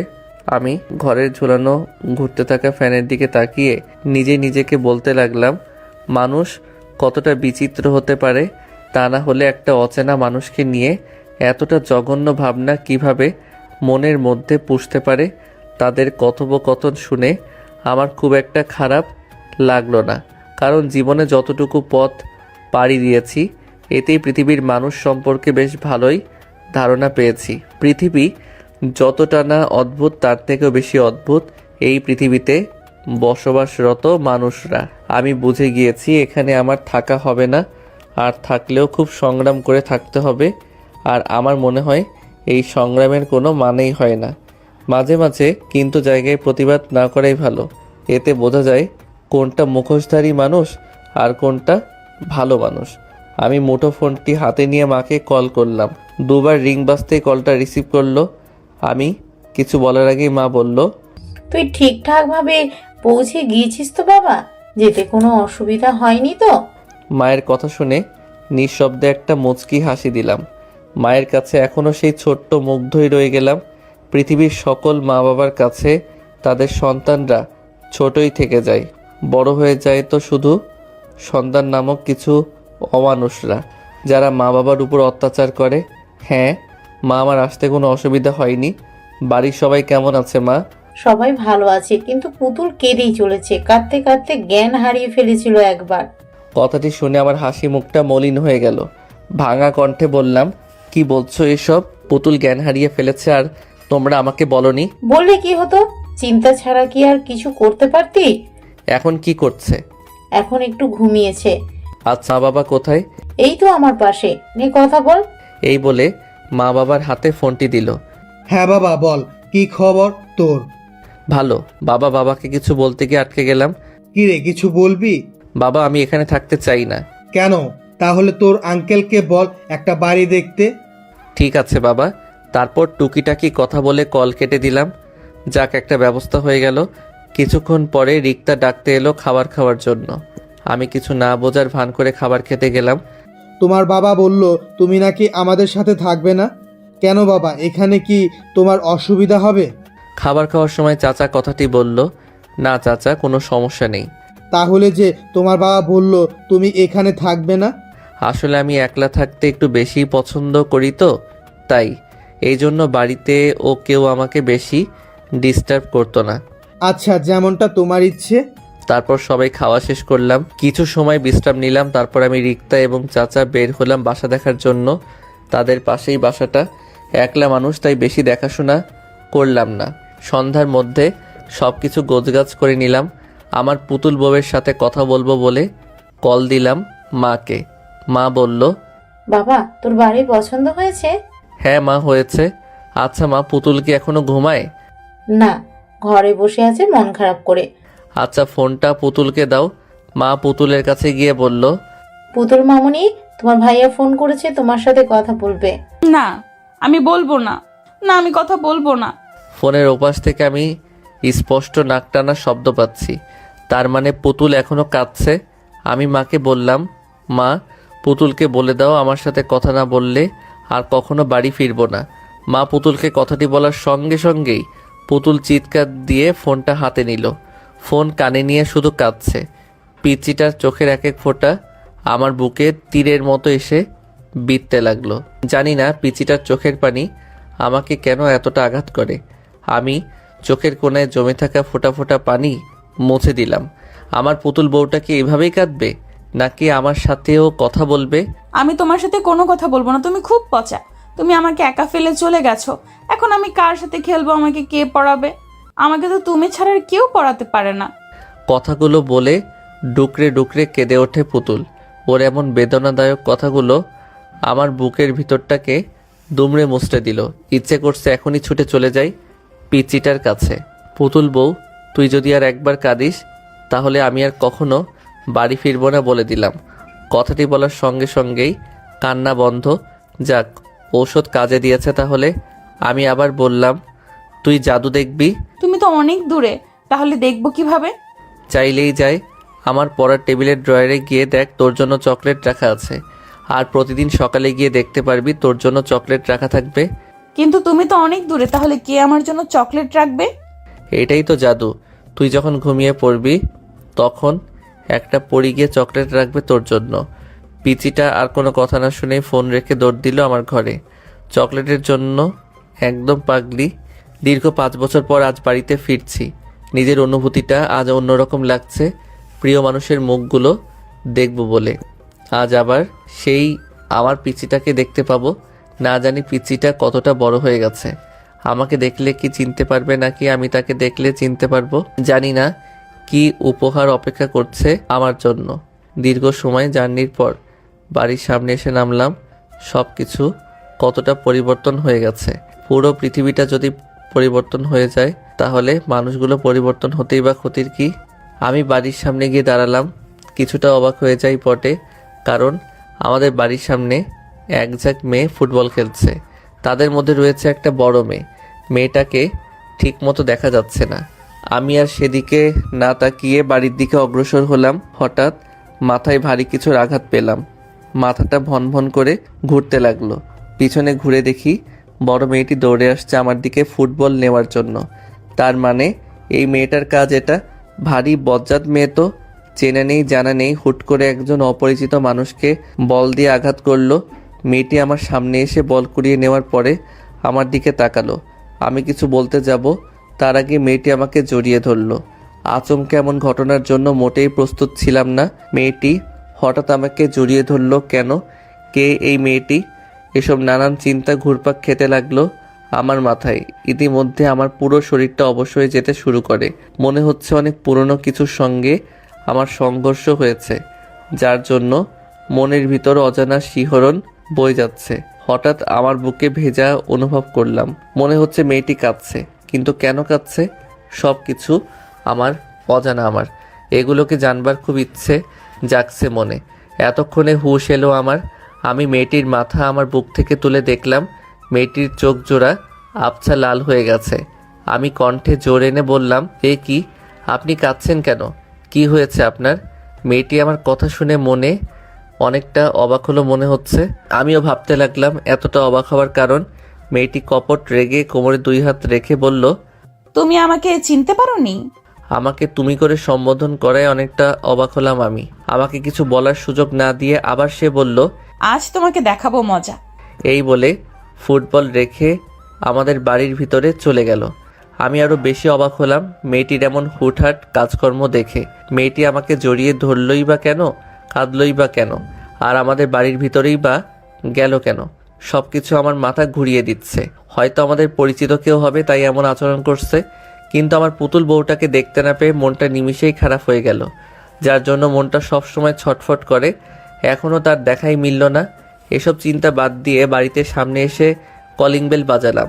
কয়েক মুহূর্ত পর ছোট মা এসে দরজা খুলে দিল। আমাকে দেখার সঙ্গে সঙ্গেই ছোট মার চোখের পানি গড়িয়ে এলো। কলিজা বলে চিৎকার দিয়ে আমাকে জড়িয়ে ধরে কাঁদতে লাগলো। হয়তো এটা খুশির কান্না। এই কান্না থামাতে নেই। কলিজার শব্দটি শুনে ঘরে থাকা আমার জননীও এক প্রকার দৌড়ে চলে এলো। ছোট মা আমার কপালে গালে চুমো দিয়ে ভরিয়ে দিল। এবার মা আমাকে দেখে যেন অজর ধারায় চোখের পানি ফেলতে লাগলো। আমি বুঝি না মায়েরা কেন এমন হয়। সন্তানকে বহুদিন পর দেখলেই কেন কাঁদে, আর দূরে কোথাও গেলেই কেন কাঁদে। আমাকে দেখে মা একদম বরফ হয়ে গেছে। আমি একটু এগিয়ে গিয়ে মাকে পরম মমতায় জড়িয়ে ধরলাম। মা এবার হাউমাউ করে কাঁদতে লাগলো। আমি বুঝতে পারছি মায়ের কান্না থামাবো কিনা। আমি মায়ের চোখের পানি মুছিয়ে দিয়ে ভাঙা কণ্ঠে জোর এনে বললাম, মা, আমি কি তোমাদের চোখের পানি দেখার জন্য এত দূর ছুটে এলাম নাকি? তোমাদের মুখে পূর্ণিমার হাসি দেখার জন্য এসেছি। মা বুঝতে পারলো আমার কথায় অভিমানের মিশ্রণ রয়েছে, আর আমার অভিমান খুব সহজে ভাঙবার নয়, সেটা মা খুব ভালো করেই জানে। তাই চোখের পানি মুছে আমার কপালে একটা ভালোবাসার পরশ দিয়ে বলল, তুই আসবি এইটা আমাদের বলিসনি কেন? একেবারে যেহেতু চলে এসেছি তাই ভাবলাম সারপ্রাইজ দেব। তুই এমন এমন সারপ্রাইজ দিস, মানুষের হার্ট অ্যাটাক হওয়ার মতো সারপ্রাইজ। বেশ ভারী কণ্ঠে কথাটি বলল আমার জননী। উফ মা, এসব ফালতু কথা আমার জন্য একদম পছন্দ না। আচ্ছা ঠিক আছে, আর বলবো না। নিজের মাকে পেয়ে আমাকে ভুলে গিয়েছিস। আমি কে যে আমাকে মনে হবে? পিছন থেকে অতি জোরালো অভিমানী কণ্ঠে ছোট মা কথাটি বলল। আমি এবার মাকে ছেড়ে ছোট মাকে গিয়ে জড়িয়ে ধরি। ছোট মার কপালে শব্দ করে ছোট্ট একটা চুমু খাই।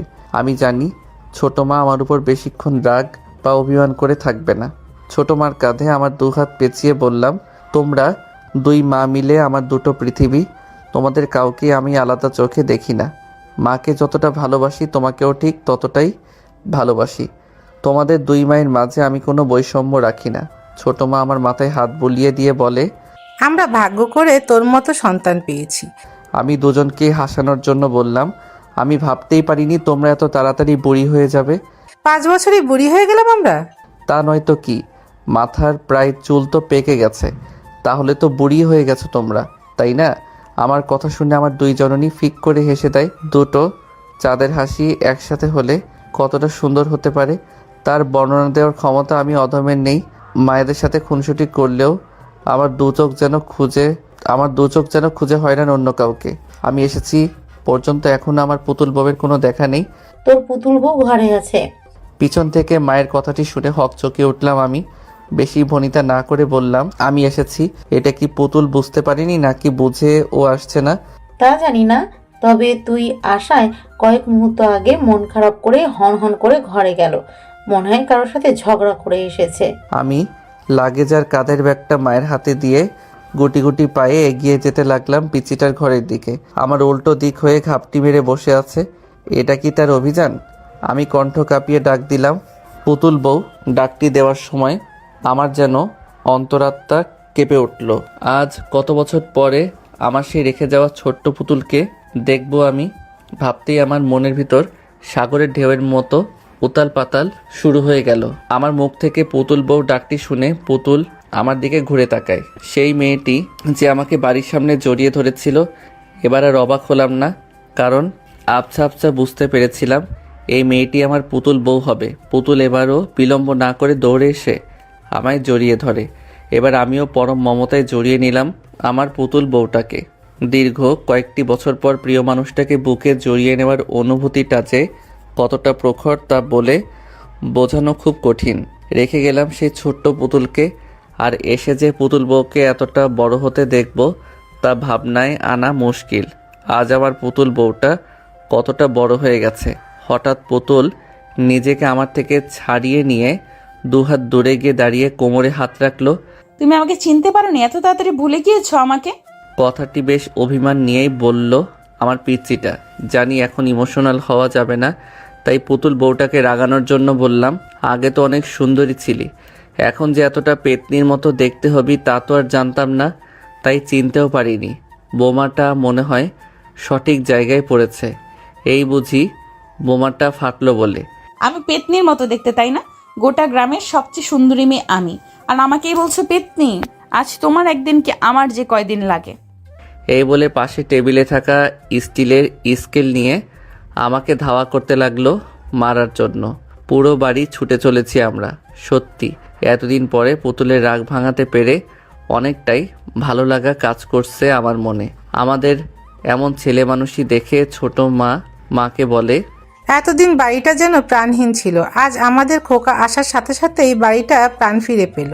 ছোট মার কথা শুনে মা একটা তৃপ্তির হাসি দিয়ে বলল, ঠিক বলেছিস ছোট, একমাত্র ছেলে মেয়ে দুটোই আমাদের বাড়ির প্রাণ। ওদের ছাড়া বাড়িটা একেবারে নিষ্প্রাণ।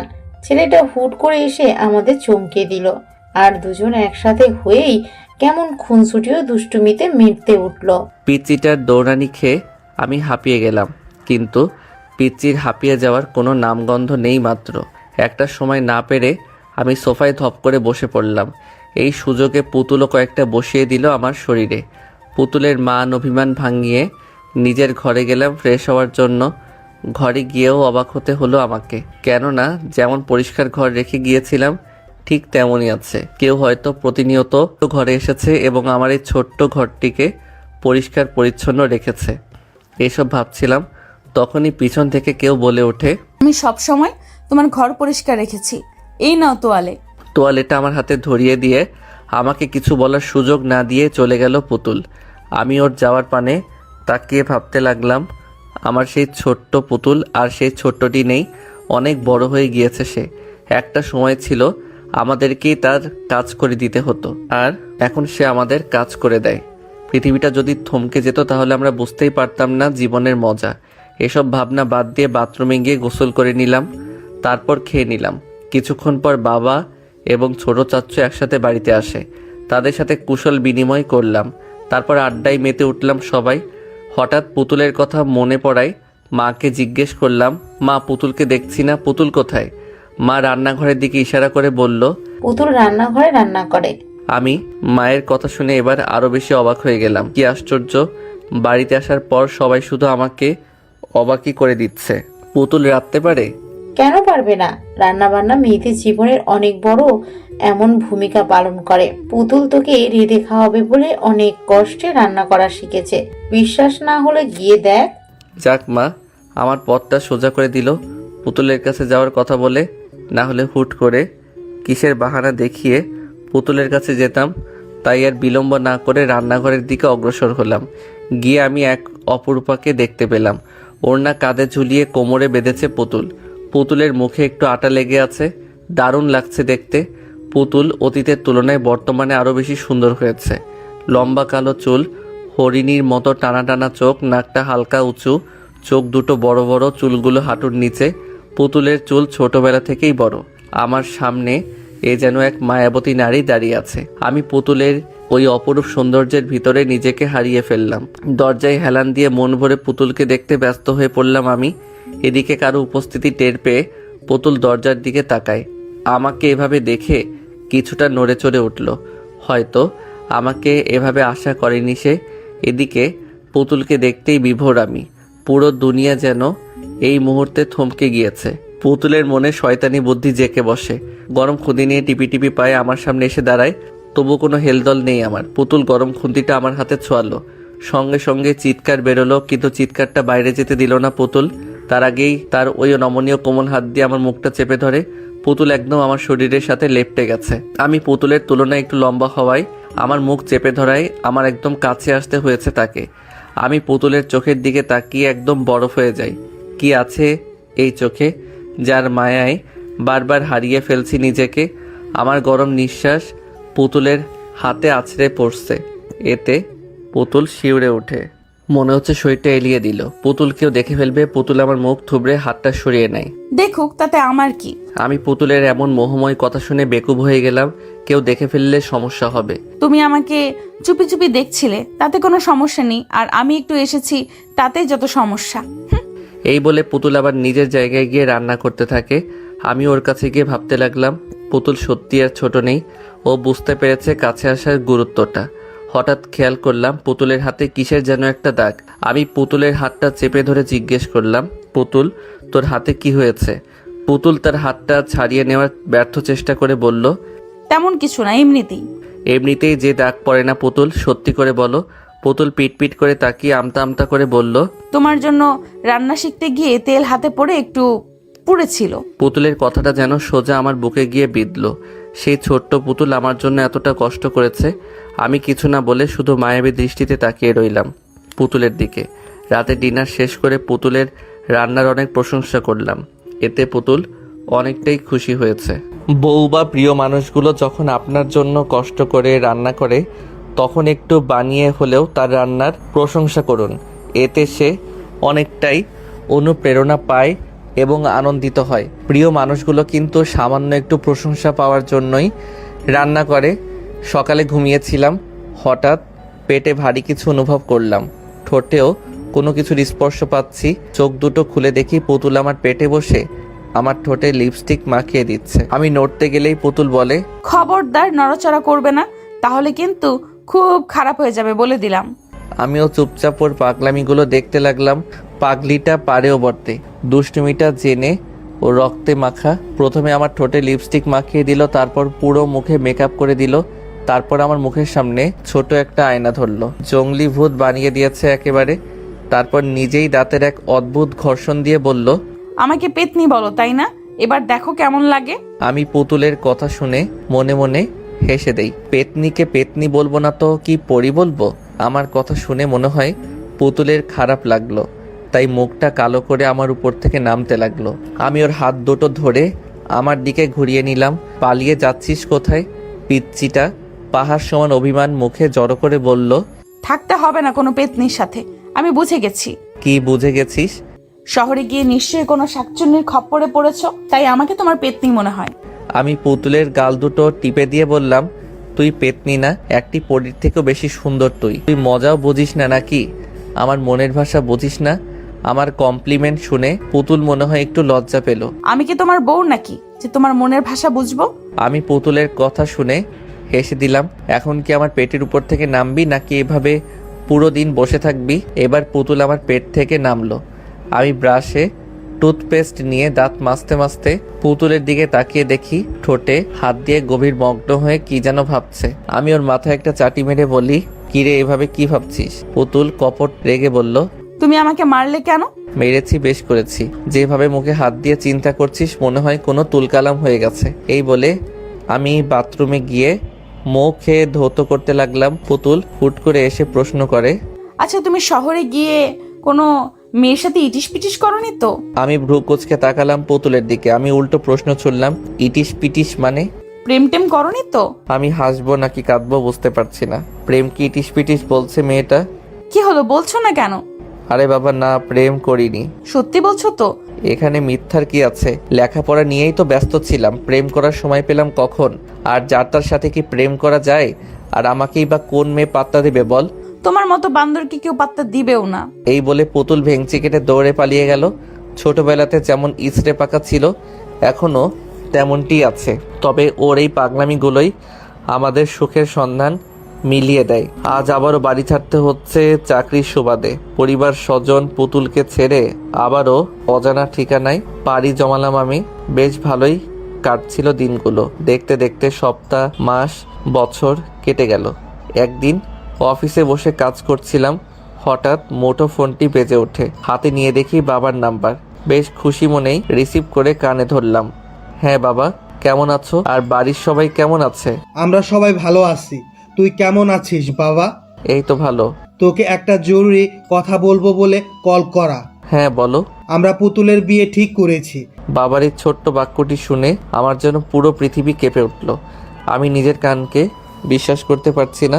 পুতুলের বিয়ে ঠিক করেছে। আমার কাছে ঘটে যাওয়া গত মুহূর্তটা অবিশ্বাস্য মনে হচ্ছে, তবুও নিজেকে ঠিক রেখে বললাম, এত তাড়াতাড়ি বুড়িটার বিয়ে? হ্যাঁ, ভালো পাত্র পেয়েছি। ছেলে অনেক বড় সরকারি অফিসার। পুতুল অনেক সুখে থাকবে। আমি একটা দীর্ঘশ্বাস ছেড়ে বললাম, পুতুল জানে? না। আমি শুধু ঠিক আছে বলে রেখে দিলাম। আজ আমার পৃথিবীটা বড্ড অসহায় হয়ে পড়ল। আমার পুতুল বউটা অন্য কারো হবে বলে, যাকে নিয়ে ছোটবেলা থেকেই আমার এই ছোট্ট মনে স্বপ্ন বুনেছিলাম, আস্তে আস্তে আমার চোখ দুটো ঝাপসা হতে লাগলো। আমি ভারাক্রান্ত মন নিয়ে বাগানে বসে বুকে দুহাত গুজে আকাশপানে এক পলকে তাকিয়ে আছি। ভাবছি 2 দিনে আমার পুরো পৃথিবীটাই উল্টে গেল। যাকে নিয়ে ছোটবেলা থেকে মনে ঘর বাঁধার স্বপ্ন পুষে রেখেছিলাম, এখন সে অন্য কারো হয়ে যাবে। এই কথাটি ভাবতেই বারবার বুকের ভেতরটা ছ্যাদ করে ওঠে। না পারছি নিজেকে সামাল দিতে, না পারছি নিজের অশান্ত মনকে শান্ত করতে, আর না পারছি পরিবারকে কিছু বলতে। কারণ আমি বা পুতুল ছোটবেলা থেকেই বাবার কথায় অনড় ছিলাম। কখনো বাবার কথার উপরে কথা বলিনি। এখনও সেই সাহসটা জোগাতে পারিনি পুতুলকে হারিয়ে ফেলবো। এ কথাটি ভাবলেই বুকের ভেতর দুমড়ে মুচড়ে একাকার হয়ে যায়। যার সাথে জীবনের পুরোটা সময় জুড়ে হেসে খেলে পার করলাম, সেই কিনা অন্যের ঘরের বউ হতে চলেছে। চোখের কোণে কখন পানি এসে বাসা বেঁধেছে টেরই পেলাম না। হঠাৎ পিছনে কারো উপস্থিতি টের পেলাম। আলতো করে চোখের পানি মুছে পিছনে তাকালাম। পুতুল দাঁড়িয়ে আছে। মুখ দেখে যতটা বুঝলাম তাতে মনে হলো পুতুলের মন আমার থেকেও বেশি খারাপ। আমি নিজেকে স্বাভাবিক রেখে বললাম, কী রে, কিছু বলবি? বলার জন্যই এসেছি। আজ অনেক কিছুই বলার আছে তোমাকে। তুমি সব সময় আমার কথা মজা ভেবে উড়িয়ে দাও, কিন্তু আজ আমি যা বলবো তা একদম মজা নয়। আজ পুতুলের কথার সুর পাল্টে গেছে। এতদিন তার বলা প্রতিটি কথায় দুষ্টুমি লুকিয়ে থাকতো, কিন্তু আজ মনে হচ্ছে পুতুল দুষ্টুমির মুডে নেই। আজ সত্যিই সে সিরিয়াস। আমিও ভনিতা না করে বললাম, আচ্ছা বল, কি বলার আছে? আমার দুজনে বাগানে পাতানো দোলনায় বসলাম। পুতুল একবার আমার দিকে মায়াভরা চাহনিতে তাকিয়ে প্রকৃতিকে দেখায় মন দিল। তারপর মিষ্টি কণ্ঠে বুলি ছুটতে লাগলো। ভাইয়া, তোমার মনে আছে সেদিনের কথা, যেদিন তুমি পরন্ত বিকেলের নদীর ধারে বসে নদীর সৌন্দর্য দেখছিলে? পুতুলের কথা শুনে অনেকটাই অবাক হলাম। এত পুরনো কথাও পুতুলের মনে আছে? আমি কিছুটা আন্দাজ করতে পারলাম পুতুল ঠিক কী বলতে চাই। তবুও পুরো বিষয়টা পরিষ্কার হওয়ার জন্য বললাম, মনে আছে। সেদিন আমি তোমাকে বলেছিলাম, ভাইয়া তুমি আমাকে বিয়ে করবে, আমি তোমার সব কাজ করে দিব। সেদিন তুমি আমার কান টেনে বলেছিলে, আমি যখন বড় হয়ে বিয়ের উপযুক্ত হব তখন তুমি আমাকে বউ বানাবে। আমি কথা কাটানোর জন্য বললাম, পাগলি, ওটা তো মজা করে বলেছিলাম। তোমার কাছে ব্যাপারটা মজার হলেও আমি কিন্তু একদম মজা করিনি। সেদিন তুমি বলেছিলে আমাকে বিয়ে করবে। আজ সত্যি তোমার বউ হতে চাই। আমি পারবো না অন্য কাউকে বিয়ে করতে। আমি তোমাকে অনেক ভালোবাসি ভাইয়া। আমি পুতুলের কথা শুনে ওর মুখের দিকে তাকালাম। চোখ দিয়ে নীরবে পানি পড়ছে। আমি কখনো ভাবতেও পারিনি পুতুল এত পুরনো কথা মনে রেখে সেই ভালোবাসার দাবি নিয়ে আবারও আমার সামনে এসে দাঁড়াবে। মানুষ জীবনে অনেক কিছু আশা করে না, কিন্তু সেই না চাওয়া জিনিসটাই জীবনে আসে। আবার অনেক কিছু চেয়ে হাজার চেষ্টা করেও পাওয়া যায় না। জীবন কি অদ্ভুত। তুই কি বলছিস এসব? এটা কখনো সম্ভব নয়। কেন সম্ভব নয়? তুমি আমাকে কখনো ভালোবাসোনি? কি উত্তর দেব এখন আমি? কথা বলার ভাষা যে হারিয়ে গেল। আমিও যে তোকে নিজের থেকেও বেশি ভালোবাসি, কিন্তু পরিবার আর সমাজের জন্য ভালোবাসাটাকে প্রকাশ করতে পারছি না। আমি নিশ্চুপ থাকায় পুতুল হয়তো ভেবে নিয়েছে আমি সত্যিই তাকে ভালোবাসি না, তাই আবার বলতে থাকে, তুমি যদি সত্যি আমাকে ভালো না বাসো তাহলে কেন এত কেয়ার করো আমার? কেউ আমাকে মারলে তুমি কেন এতটা রাগ করতে? আমি না খেলে তুমিও কেন খাওয়া বন্ধ রাখতে? আমার সামান্য একটু কষ্টে কেন তুমি এত কষ্ট পেতে? আমি না খেয়ে ঘুমালে তুমিও কেন না খেয়েই ঘুমাতে? উত্তর দাও। নাকি এগুলো সব মিথ্যে অভিনয়? আমাকে ভালো না বাসলে কেন সব সময় আমাকে সবার কাছে বেশি প্রাধান্য দিয়েছো তুমি? কেন দিনের পর দিন আমার এত অত্যাচার সহ্য করেছো? তুমি কি কখনোই আমাকে ভালোবাসোনি? নাকি আমি শুধু তোমার চাচাতো বোন? পুতুলের কথা ধারালো তীরের মতো আমার বুকে বিঁধতে লাগলো। এতটা প্রখর তার কথার বলি, সেই দিনের সেই পিচ্চিটা আমাকে এতটা ভালোবাসবে তা আমার ভাবনার বাইরে। আমি পুতুলকে সান্ত্বনা দেওয়ার জন্য বললাম, দেখো পুতুল, এখানে আমাদের ভালোবাসার কোনো মূল্য নেই, আর আমি তোকে ভালোবাসলেও এর কোনো ফায়দা নেই, কারণ আমাদের সম্পর্ক আমাদের পরিবার এবং সমাজ কেউই মানবে না। তুই এই বিয়েতে রাজি হয়ে যা, দেখবি অনেক সুখী হবি। আমার কথা শুনে পুতুল মিছে একটা হাসি দিল ঠোঁট বাঁকিয়ে। আমি বুঝলাম না আমি হাসির কি বললাম। যে মানুষটা অন্যায়ের বিরুদ্ধে সব সময় রুখে দাঁড়ায় আজ সেই বিড়াল হয়ে গেছে। আরে তুমি কোন সমাজের কথা বলছো, যেই সমাজ মানুষের কষ্টে প্রাণ খুলে হাসে? আমি তোমাকে ভালোবাসি, আর একটা মানুষ কখন কাউকে ভালোবাসে জানো? যখন সে কারো কাছে নিজের সুখ খুঁজে পায়, ঠিক তখনই তাকে ভালোবাসে। আমি তোমাকে ভালোবাসি, তাই তোমার কাছেই সুখে থাকবো। তুমি কেন বুঝতে পারছো না আমার ভালো থাকার চাবিকাঠিই যে তুমি? নাকি বুঝেও অবুঝের মতো ভান করছো? আর বাকি রইল সমাজের কথা। আচ্ছা, ধরে নিলাম আমি এই সরকারি অফিসারকে বিয়ে করেছি, কিন্তু আমি ভালোবাসি তোমাকে। পরিবারের চাপে তাকে বিয়ে করলেও আমার মন তো তোমাকে ঘিরেই থাকবে। আমি তো তার কাছে ভালো থাকবো না। আর যখন তোমাকে না পাওয়ার যন্ত্রণায় কোনো এক ঘরের কোণে বসে নীরবে চোখের পানি ফেলবো, তখন কি তোমার এই সমাজ আমাকে সান্ত্বনা দেওয়ার জন্য আমার পাশে এসে দাঁড়াবে? নাকি যখন স্বামীর হাতে নিপীড়িত হয়ে মৃত্যু যন্ত্রণায় ছটফট করব, তখন তোমার সমাজ আমাকে বাঁচাবে? পুতুলের কথা শুনে আমার মাথা ঝিমঝিম করতে লাগলো। কোনো কুল কিনারা না পেয়ে সজোরে একটা থাপ্পড় বসিয়ে দিলাম পুতুলের কোমল গালে। আমি পুতুলের সামান্য কষ্টের কথা চিন্তা করতে পারি না, আজ সে মৃত্যুর কথা বলছে। পুতুল আমার থাপ্পড় খেয়ে গালে হাত দিয়ে কাঁদতে লাগলো। তুমি যাই বলো না কেন, আমি তোমাকে ছাড়া বাঁচবো না। আর যদি অন্য কাউকে বিয়ে করতে হয়, তাহলে বিয়ের দিনে অনেক বড় দুর্ঘটনা ঘটাবো। এই বলে কাঁদতে কাঁদতে দৌড়ে চলে গেল। আমি ভাবতে লাগলাম কি করা যায়। কোনো কিছু না ভেবেই বাবার কাছে গেলাম। বাবা ঘরে বসে পেপার পড়ছে। আমি বাবার পাশে গিয়ে বসলাম। বাবা, তোমার সাথে কিছু কথা ছিল। হ্যাঁ বল, কি বলবি? বাবা, এই বিয়েটা কি বন্ধ করা যায় না? কি বলিস এইসব? তোর মাথা ঠিক আছে? হ্যাঁ বাবা, আমি বুঝে শুনেই বলছি। সরকারি অফিসার দেখে বিয়ে দিয়ে দিচ্ছ, একবারও ভাবছো না পুতুল সেখানে সুখী হবে কিনা? একবারও দেখলে না ছেলেটা কেমন? ছেলেটা মস্ত বড় অফিসার, যেখানে টাকা আছে সেখানে সুখও আছে। কথাটা তুমি একদম ভুল বললে বাবা। আজকাল অর্থ মানুষকে সুখ দিতে পারে না, টাকা মানুষকে শান্তি দেয় কিন্তু স্বস্তি দেয় না। মস্ত বড় অফিসার বলেই যে ছেলেটা ভালো হবে এমনটা কিন্তু মোটেও নয়। আজকাল টাকাওয়ালা মানুষরাই বইয়ের উপর অত্যাচার করে বেশি। বাবা আমার কথায় কপট রেগে গেল, ভাবছে আমি তাকে জ্ঞান দিচ্ছি, কিন্তু বাবা এটা বুঝতে পারছে না যে সে নির্বোধের মতো কাজ করছে। তুই আমাকে মানুষ শেখাতে আসিস না। কোনটা ভালো আর কোনটা মন্দ তা আমি বুঝি। আমি তোর সাথে এই বিষয়ে আর কোনো কথা বলতে চাই না। আমি হতাশ হয়ে স্থান ত্যাগ করলাম। আর কী বা করতে পারি? বাবা তো আমাকে অপমান করলো বলা চলে। বাবা পুতুলের সুখের কথা ভেবে অন্ধ হয়ে গেছে। আজ পুতুলের বিয়ে, বধূ সেজে বসে আছে, আর বাকি সবাই বিয়ে বাড়িতে কাজে ব্যস্ত। কত মানুষের আনাগোনা, সবার মনে শান্তি আছে, কিন্তু দুটো মানুষের মনে শান্তির ছিটেফোঁটা নেই পর্যন্ত। আমার মনে যে কতটা ঝড় বয়ে যাচ্ছে সেটা আমার মন প্রাণ জানে। লাল বেনারসিতে সৌন্দর্যটা দ্বিগুণ হয়েছে, একদম পুতুলের মতো লাগছে দেখতে। আমি দূর থেকে এক পলকে তাকিয়ে আছি তার দিকে। কাজী বিয়ে পড়ানো শুরু করলো। প্রথমে ছেলেটি কবুল বলল, এবার পুতুলের পালা। এদিকে আমার মনে তোলপাড় শুরু হয়ে গেছে। কোনোভাবেই মনকে শান্ত করতে পারছি না। তবে কি আমি চিরতরে হারিয়ে ফেললাম আমার পুতুল বউটাকে, যার সাথে কেটেছে আমার শৈশব, যার কষ্টে আমি কষ্ট পাই? এখন আর কেউ আমাকে মারার জন্য আমার পিছু ছুটবে না, আর না কেউ মিষ্টি কণ্ঠে বলবে, ভাইয়া আমি তোমার বউ হতে চাই। কাজী যখনই পুতুলকে কবুল বলতে বলল, ঠিক তখনই পুতুল বিয়ের মঞ্চে লুটিয়ে পড়ে। এটা দেখে আমি বরফে পরিণত হই, কারণ পুতুল সেদিন আমাকে বলেছিল আমাকে না পেলেও ও কোনো দুর্ঘটনা ঘটাবে। পুতুল আত্মহত্যা। আমি ধপ করে বসে পড়লাম। পুতুল এটা কি করলো? সবাই পুতুলের অজ্ঞান হওয়া দেখে পাগল পাড়া। ছোট মা চিৎকার দিয়ে পুতুলের কাছে যায়। ইতিমধ্যেই পুতুলের মুখ দিয়ে ফেনা বের হতে শুরু করলো। এটা দেখে আমি যেন নিষ্প্রাণ হয়ে গেলাম। এই বুঝি আমার প্রাণ পাখিটা উড়ে গেল। বুকের ভেতর চিনচিন করে ব্যথা হতে লাগলো। তবে কি অচিরেই সব শেষ হয়ে গেল, নাকি অসমাপ্ত রয়ে গেল আমার ভালোবাসা? বিয়ে বাড়িতে কোণে বিষ খেয়েছে, ব্যাপারটা যেন অবিশ্বাস্য। বাবা মা, ছোটো মা এবং চাচ্চু পাগলের মতো কাঁদতে শুরু করলো। এখন আমি নিজেকে সামলাবো নাকি বাকি সবাইকে? আর বরপক্ষ দাঁড়িয়ে দাঁড়িয়ে তামাশা দেখছে শুধু। আমি গুটি গুটি পায়ে পুতুলের পাশে গিয়ে দাঁড়ালাম।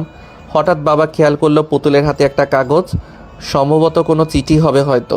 বাবা পুতুলের হাত থেকে চিঠিটা নিয়ে যেই না খুলতে যাবে, তখনই আমি পুতুলকে কোলে নিয়ে ছুটতে লাগলাম হাসপাতালের উদ্দেশ্যে।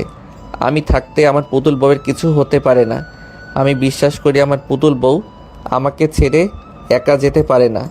আমার পিছু পিছু বাকি সবাই ছুট লাগালো। কোনো রকমে একটা ট্যাক্সি নিয়ে হাসপাতালে গেলাম। পুতুলকে ওটিতে নেওয়া হলো। ডক্টর আর কয়েকটা নার্স ওটিতে গেল। কিছু সময় পরে ডক্টরের মাথা ঘুরতে লাগলো। এটা কেমন রোগী? ডক্টর কোনো কিছু বুঝতে না পেরে মাথা চুলকাতে শুরু করে। এটা দেখে নার্স জিজ্ঞেস করে, স্যার আপনি ঠিক আছেন তো? কোনো সমস্যা? ডক্টর এবার ঠোঁট চুলকাতে শুরু করে বলল, সমস্যা আমার মাথায় নাকি রোগীর পেটে সেটাই তো বুঝতে পারছি না। এটা রোগী নাকি অন্য কিছু? ডক্টরের কথা শুনে নার্স তাজ্জব বনে চলে গেল। স্যার রোগীর পেটে তো অবশ্যই সমস্যা আছে, কারণ তার পেটে বিষ আছে।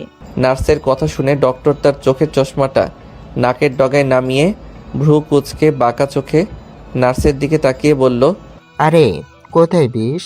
কিসের বিষ? কেমন বিষ?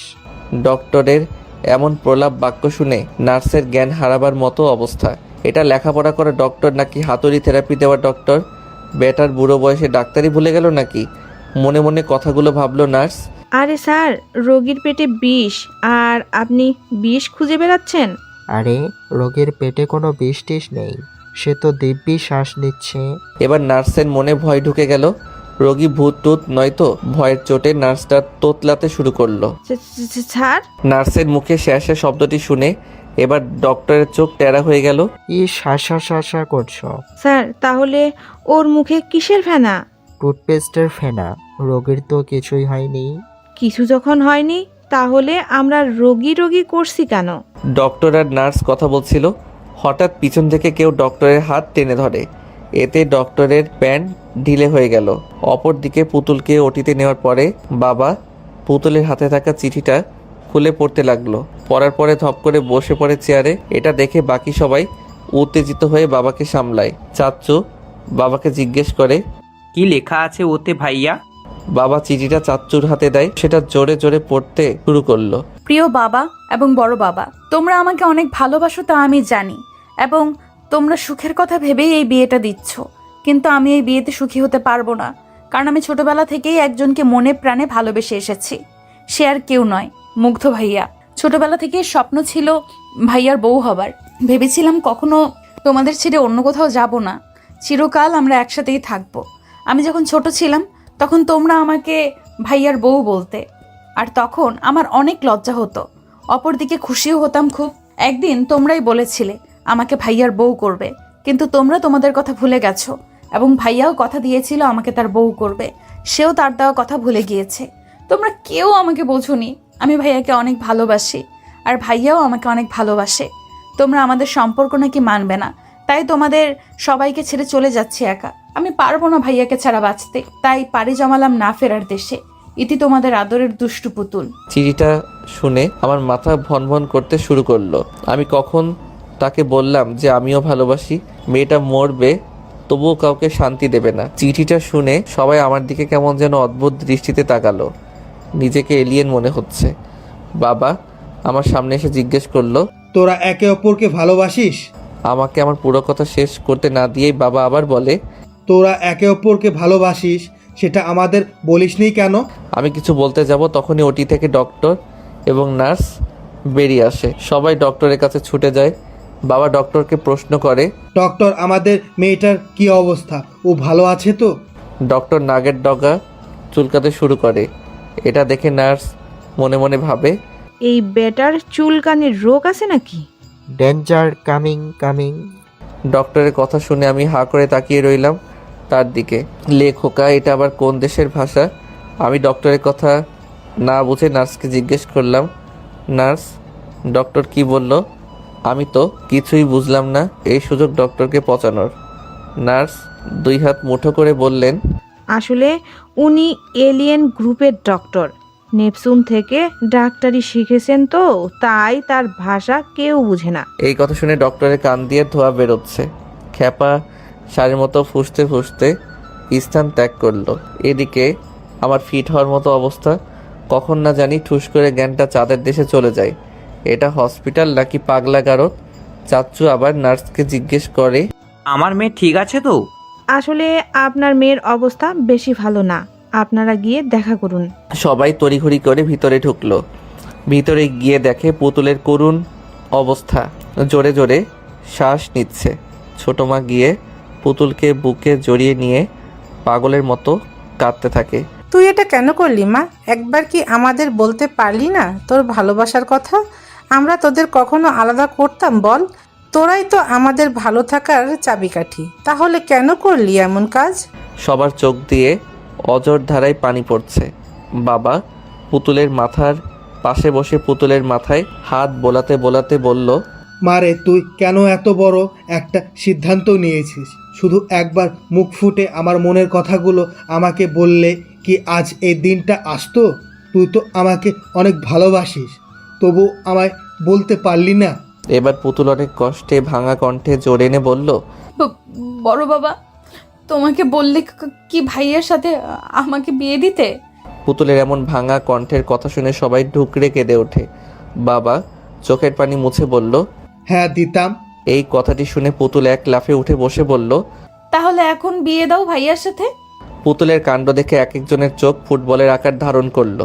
তো ইতিমধ্যে বুকে হাত দিয়ে ফ্লোরে লুটিয়ে আমি গিয়ে বরের বুকে কান পেতে শুনতে লাগলাম হার্টবিট চলছে নাকি পগার পার। কিন্তু না, এই তো দেখি গান বাজানোর বক্সের মতো শব্দ করছে তার হার্টবিট। আমি কানে কম শুনতে লাগলাম। কে যেন বরের মুখে পানি ঢেলে জ্ঞান ফেরালো। ও ফ্লোর থেকে উঠে বলল, আমি আর এই বিয়ে করব না। এই মেয়ে এত ডেঞ্জারাস, একে বিয়ে করলে 2 দিনের মাথায় আমার সুস্থ হার্ট অ্যাটাক করে কাতা চলে যাব। আমি নাই। এ বলে ছেলে হাওয়া হয়ে গেল। যা সালা, বর কোথায় ভ্যানিশ হয়ে গেল। যাক, আপদ বিদায় হলো। রাগে চাচ্চুর চোখ লাল হয়ে গেছে। তুই এতক্ষণ আমাদের সাথে নাটক করলি? এই বলে পুতুলকে মারার জন্য হাত তুলল। সঙ্গে সঙ্গে বাবা চাচ্চুর হাত ধরে ফেললো। আহ ছোট, কি পাগলামো করছিস? আমার বৌমাকে মারার কথা আর জীবনেও ভাববি না।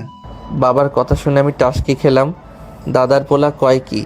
আর বৌমা শব্দটি শুনে পুতুল এতটাই লজ্জা পেল যে তার মুখ লাল টমেটোর মতো রঙে পরিণত হলো। বাবা আবারও বলতে লাগলো, দোষটা ছিল আমাদেরই, আমরাই বুঝতে পারিনি আমাদের ছেলে মেয়েদের। ছোটবেলা থেকে এতটা মহব্বত তাদের দুজনার প্রতি, আর আমি তো ভাবতেই পারিনি আমার পুতুল মা এতটা বড় হয়েছে যে সে কাউকে ভালোবাসতে শিখেছে। আমি আজকেই তোদের বিয়ে দেব। বাসর ঘরে ঢুকে দেখি পুতুল জায়নামাজ বিছিয়ে বসে দুহাত তুলে দোয়া করছে। আমার দেরিতে আসাতে একাই নামাজ শেষ করলো। যাক, তবুও তো আমার পুতুল বউটাকে এমন দিনী রূপে দেখে অন্তরাত্মা শীতল হয়ে গেল। অবশেষে পুতুলকে ছোটবেলা থেকে বউ ডাকা আজ সার্থক হলো। আমি আনমনা হয়ে পুতুলকে দেখাতে ব্যস্ত। এদিকে পুতুলের দোয়া শেষ হলে উঠে এসে দেখে আমি দরজার কাছে আনমনা হয়ে তাকিয়ে দেখছি। পুতুল আমার সামনে তুড়ি বাজিয়ে বলল, কি হলো? এইভাবে আনমনে কি দেখছো? ভাবুক দৃষ্টিতে তাকিয়ে রইলাম পুতুলের দিকে। মাশাল্লাহ, মুখে সব কিছু ঠিক আছে, কিন্তু কিসের যেন একটা অভাব রয়েই গেছে। আমি পুতুলের কোমর জড়িয়ে ধরে আলতো করে ওর কপালে শব্দ করে ছোট্ট একটা চুম্বন করলাম। পুতুল আমার ভালোবাসার প্রথম পরশ সাদরে গ্রহণ করলো। তারপর পুতুলের 2 চোখের পাতাতেও চুম্বন করলাম। পুতুল নিষ্পলক চোখে তাকিয়ে আছে আমার দিকে। এ যেন হরিণীর একজোড়া চোখ তাকিয়ে আছে আমার মুখপানে। এতটাই মায়াবী তার চোখ। আমি মাথার পাগড়িটা খুলে রেখে বিছানায় শরীরটা এলিয়ে দিলাম। পুতুল এসে আমার বুকে মাথা রেখে শুয়ে পড়ে। বুকটা যেন ঠান্ডা হয়ে গেল। মনের ভিতর অদ্ভুত এক প্রশান্তি বয়ে গেল। আমি পুতুলের মাথায় হাত বুলিয়ে বললাম, তোকে দেখেছিলাম। পুতুল আমার বুকে বিলি কেটে বলল, ওভাবে দেখার কি আছে? আগে কখনো দেখোনি? বিয়ের আগে এবং বিয়ের পরে 2 সময় দেখার 2 রকম অনুভূতি কাজ করে মনে। বিয়ের আগের দেখায় মানসিক তৃপ্তি হয় না, হারিয়ে ফেলার ভয় বিদ্যমান থাকে মনের ভিতর। কিন্তু বিয়ের পরের দেখায় কোনো ভয় নেই, এ দেখায় তৃপ্তি মেলে। আমাদের ভালোবাসার খুঁটি এতটাও কমজোর নয় যে আমরা কাউকে হারিয়ে ফেলবো। এর বাস্তব প্রমাণ তুমি নিজেই পেয়েছো। তোমাকে পাওয়ার জন্য কতই না অভিনয় করতে হলো, কিন্তু তুমি তো ভীতু। ভালোবাসার কথা মুখ ফুটে কাউকে বলতে পারলে না। পিচ্চিটার কথা শুনে মনে মনে হাসি পেল আমার। গায়ে গতরেই বেড়েছে, বুদ্ধি হয়নি এখনো। আমি লম্বা একটা শ্বাস নিয়ে বললাম, ভালোবাসা এমন একটা জিনিস যার অনুভূতিগুলো খুব সহজে প্রকাশ করা যায় না। অনেকেই ভালোবাসার অনুভূতিগুলো খুব সহজে প্রকাশ করতে পারে, আবার অনেকেই তা পারে না। আবার কখনো কখনো মনের অপ্রকাশিত কথাগুলো প্রকাশ করার সময় এলেও বলা হয়ে ওঠে না, কারণ পরিস্থিতি কাজটাকে অসম্ভব করে দেয়। তুই নিজেই ভেবে দেখ, তুইও কিন্তু খুব সহজে ভালোবাসার কথাটা পরিবারের কাছে বলতে পারিসনি। আমি যদি অন্য কারো হয়ে যেতাম তাহলে? বড় কঠিন প্রশ্ন, কিন্তু উত্তর সোজা। আমার কাছে ভালোবাসা মানে একটা মুক্ত পাখি, যার রয়েছে একটা নিজস্ব ঠিকানা। পাখিটা সারাদিন উড়ে বেড়ায় তার মুক্ত আকাশে এবং শেষে ছুটে চলে তার আপন ঠিকানায়। তেমনি তুই যদি আমার কপালে থাকিস, তাহলে যতই ঝড় ঝাপটা আসুক না কেন, সব কিছুকে বুড়ো আঙ্গুল দেখিয়ে তুই আমারই হবি। তোর ভালোবাসা যদি সত্যি হয়ে থাকে তাহলে অন্য কারো গল্প তো কি স্পর্শ করতে পারবে না। আমি বিশ্বাস করি সত্যিকারের ভালোবাসা কখনো হারিয়ে যায় না। একদিন হয়তো ভালোবাসার কোনো বৈষম্য থাকবে না, পৃথিবীটা ভালোবাসাময় হয়ে যাবে, কারণ সত্যিকারের ভালোবাসা কখনো হারিয়ে যায় না। আমি সেখানে যেতে চাই। তুমি আমাকে তোমার বউ বানানোর প্রথম কথা দিয়েছিলে। আমি কিছুটা অবাক হলাম পুতুলের কথা শুনে, কারণ জায়গাটা দূরে। এত রাতে সেখানে গেলে লোকে কি না কি বলে। এমন পাগলামি করিস পুতুল, যেতে অনেক সময় লাগবে। পুতুল আমার বুক থেকে মাথাটা তুলে আস্তে ধীরে তার ঠোঁট দুটো আমার ঠোঁটের কাছাকাছি নিয়ে আসে। তারপর আলতো করে আমার ঠোঁটে তার কোমল নমনীয় ঠোঁট দুটোর ছোঁয়া দিল। শিহরণ বয়ে গেল আমার শরীরে। এটা জীবনের দ্বিতীয় ছোঁয়া পুতুলের ঠোঁটে। পুতুল মায়াবী চোখে তাকিয়ে মায়াবী কণ্ঠে বলল, প্লিজ। পুতুলের কথায় এতটাই মায়া জড়ানো যে আমি না করতে পারলাম না। শুধু আমি কেন, পৃথিবীর যে কোনো পুরুষ মেয়েদের এমন মায়াবী মুখ দেখলে নিজের মনকে দমিয়ে রাখতে পারবে না। আচ্ছা ঠিক আছে চল, কিন্তু বেশি সময় থাকা যাবে না। পুতুল অনেকটাই খুশি হয়ে বলল, ঠিক আছে। তারপর পুতুলকে নিয়ে বের হলাম বাড়ি থেকে। সাথে নিয়েছি আমার পুরনো সাথী সাইকেলটাকে। বাড়ির বাইরে এসে পুতুলকে সামনে বসিয়ে ছুটতে লাগলাম সেই ঠিকানায় যেখানে আমি মন খারাপ হলে যেতাম। অবশেষে পৌঁছালাম সেই পুরনো জায়গায়। অনেকদিন আসা হয়নি এখানে, বড় অচেনা লাগছে জায়গাটাকে। নদীর ধারে ঘাসের উপর দুজনে বসলাম। পুতুল আমার কাঁধে হেলান দিয়ে চাঁদ দেখায় মন দেয়। আমি ঘটা করে প্রশ্ন করি, আচ্ছা ডক্টর আর নার্স তো বলল তোর অবস্থা খুব খারাপ, কিন্তু তোর তো কিছুই হয়নি, তাহলে তারা এই কথা বলল? কারণ আমি বলতেছি বলতে। তুই সত্যি একটা ফাজিল মেয়ে। জন্মের পর থেকে দুষ্টুমি শুরু হয়েছে তোর। আমার কথায় পুতুল কপট রেগে যায়। এই, আমাকে একদম ফাজিল বলবা না। তাহলে কি বলবে? ছোটবেলায় তো কম কাণ্ড করিসনি। মেয়েটা বোধহয় রাগ করলো। জানিস তুই আমাকে কেন ভালোবাসিস? পুতুল আমার প্রশ্ন ভ্রু কুঁচকে তাকালো আমার দিকে। কেন? যেদিন তোর জন্ম হয় সেদিন তোকে কোলে নিয়েছিলাম আদর করার জন্য। তোর কপালে চুমু খেয়ে গালে চুমু খেতে যাব, ঠিক তখনই তুই মুখ ঘুরিয়ে আমার ঠোঁটে চুম্বন করিস। তাহলে ভেবে দেখ তুই কতটা দুষ্টু। আমার কথা শুনে মনে হয় পুতুল লজ্জা পেল। চুমু খেয়েছি, বেশ করেছি। আর চুমু খাবো, বেশ করে চুমু খাবো। জন্মের দিন খেয়েছি, মৃত্যুর দিনেও খাবো। শুধু খাবো আর খাবো, পুরো দুনিয়া খাবো। পুতুলের এমন প্রলাপ বাক্য শুনে আমার চোখ আর চোখের জায়গায় নেই, চোখ কপালে উঠে গেছে। পাগল টাগল হয়ে গেলে নাকি? কি বলছে এসব? তারপর আর কথা না বাড়িয়ে চলে আসি সেখান থেকে। সেই রাতে আরও অনেক পাগলামি সহ্য করতে হয়েছে। আমার পুতুল বইয়ের অনেক বড় হয়ে গিয়েছে সে। সকালে ঘুমিয়েছিলাম, হঠাৎ কারো গরম নিঃশ্বাস আমার মুখের উপর অনুভব করি। নিঃশ্বাসটা অতীব প্রখর, তার মানে একদম আমার মুখের খুব কাছাকাছি। পিটপিট করে চোখের পাতা মেলে দেখি পুতুল আমার মুখের উপর নিয়ে নিজের মুখটা এনে আমাকে দেখছে। আমি হুট করেই পুতুলকে আমার বুকে জড়িয়ে নিই। এতে ঠাস করে পুতুলের নাকটা আমার থুতনিতে বাড়ি খেলো। পুতুল নাক চেপে ধরে বলল, উফ, গেল রে, আমার নাকটা ফেটে গেল। এভাবে কেউ জড়িয়ে ধরে? তোর নাকটা বড্ড উঁচু, একটু বোচা হওয়া দরকার। তুমি কি এখনো আমাকে তুই করেই বলবে? আপনি বা তুমি শব্দগুলোর থেকে তুই শব্দ দিতেই বেশি ভালোবাসা এবং মায়া লুকিয়ে থাকে। তুই নামক সম্পর্কগুলোতে যে কতটা গভীর ভালোবাসা থাকে সেটা তুই ভাবতেও পারবি না। আচ্ছা, তুমি এত সুন্দর করে কথা বলো কিভাবে? চোখের সামনে যদি থাকে মাটির পরি, তাহলে শুধু আমি কেন, যে কোনো ছেলেই সুন্দর করে কথা বলবে। একটা ছেলের মনে লুকিয়ে থাকা ঘুমন্ত কাব্যিক ভাবনাকে জাগ্রত করার জন্য একটা মিষ্টি মেয়ের মায়াবী মুখ এবং লম্বা চুলের এক ফালি চুল যথেষ্ট। থামো থামো থামো, অনেক হয়েছে। তোমার জন্য কফি নিয়ে এসেছি, খেয়ে নাও। পরে ঠান্ডা হয়ে গেলে আমার দোষ নেই। আর কফি? যেখানে গরম কফির মালিক আমার বুকে, সেখানে কফি ঠান্ডা হলে সমস্যা নেই। হয়েছে অনেক ন্যাকামি। এখন উঠে ফ্রেশ হয়ে বাইরে গিয়ে দেখো কারা এসেছে। পুতুল আর কিছু বলার সুযোগ না দিয়ে এক প্রকার পালিয়ে গেল। আমি কফির মগে চুমুক দিলাম। এটা মা বা ছোটো মার হাতের তো নয়। পুতুল আমার জন্য কতটা কষ্ট করছে ভাবতেই আমার মনের ভিতর অদ্ভুত এক প্রশান্তি আসে।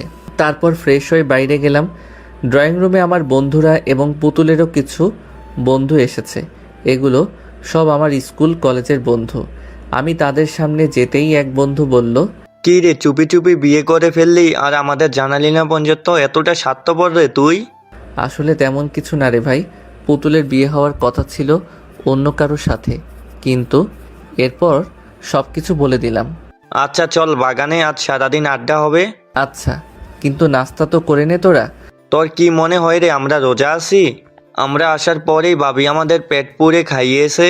বাহ, বউ আমার সুপার ফাস্ট। তারপরে সবাই মিলে বাগানে গেলাম। সবাই গোল হয়ে বসলাম, পুতুলের বান্ধবীদের সঙ্গে আর আমি আমার বন্ধুদের সাথে। আমার এক বন্ধু গান বাজনা করতে অনেক পছন্দ করে, তাই সঙ্গে করে গিটার নিয়ে এসেছে। বেশ কয়েকজন গান গাইলো। এবার সবাই আমাকে বলল গান গাইতে। আমি গিটারটা হাতে টুংটাং করে সুর তুলতে লাগলাম। ইস কদর তুমসে হামে প্যার হো গয়া, হদ সে জ্যাদা হদ সে প্যার হো গয়া। এটুকু বলে আমি পুতুলের দিকে এক পলক তাকালাম। পুতুল আমাকে একটা মিষ্টি হাসি উপহার দিল। हमें इश्क तेरी यादों से, हमें इश्क तेरी बातों से, तेरे नींद में आते ख्वाबों से, तेरे साथ हुए मुलाकातों से। আমি বলাই পুতুল বলতে শুরু করে, हमें इश्क तेरी यादों से, हमें इश्क तेरी बातों से, मुझे इश्क है तेरे चुने से, मुझे इश्क है तेरे होने से, इस कदर तुमसे हमें प्यार हो गया। পুতুল বলল। গান শেষ হওয়ার পর সবাই করতালি দিচ্ছে। আমি আর পুতুল একে অপরের দিকে নিষ্পলক চোখে তাকিয়ে আছি। অবশেষে আমাদের ছোটবেলার ভালোবাসা আজ পূর্ণতা পেল।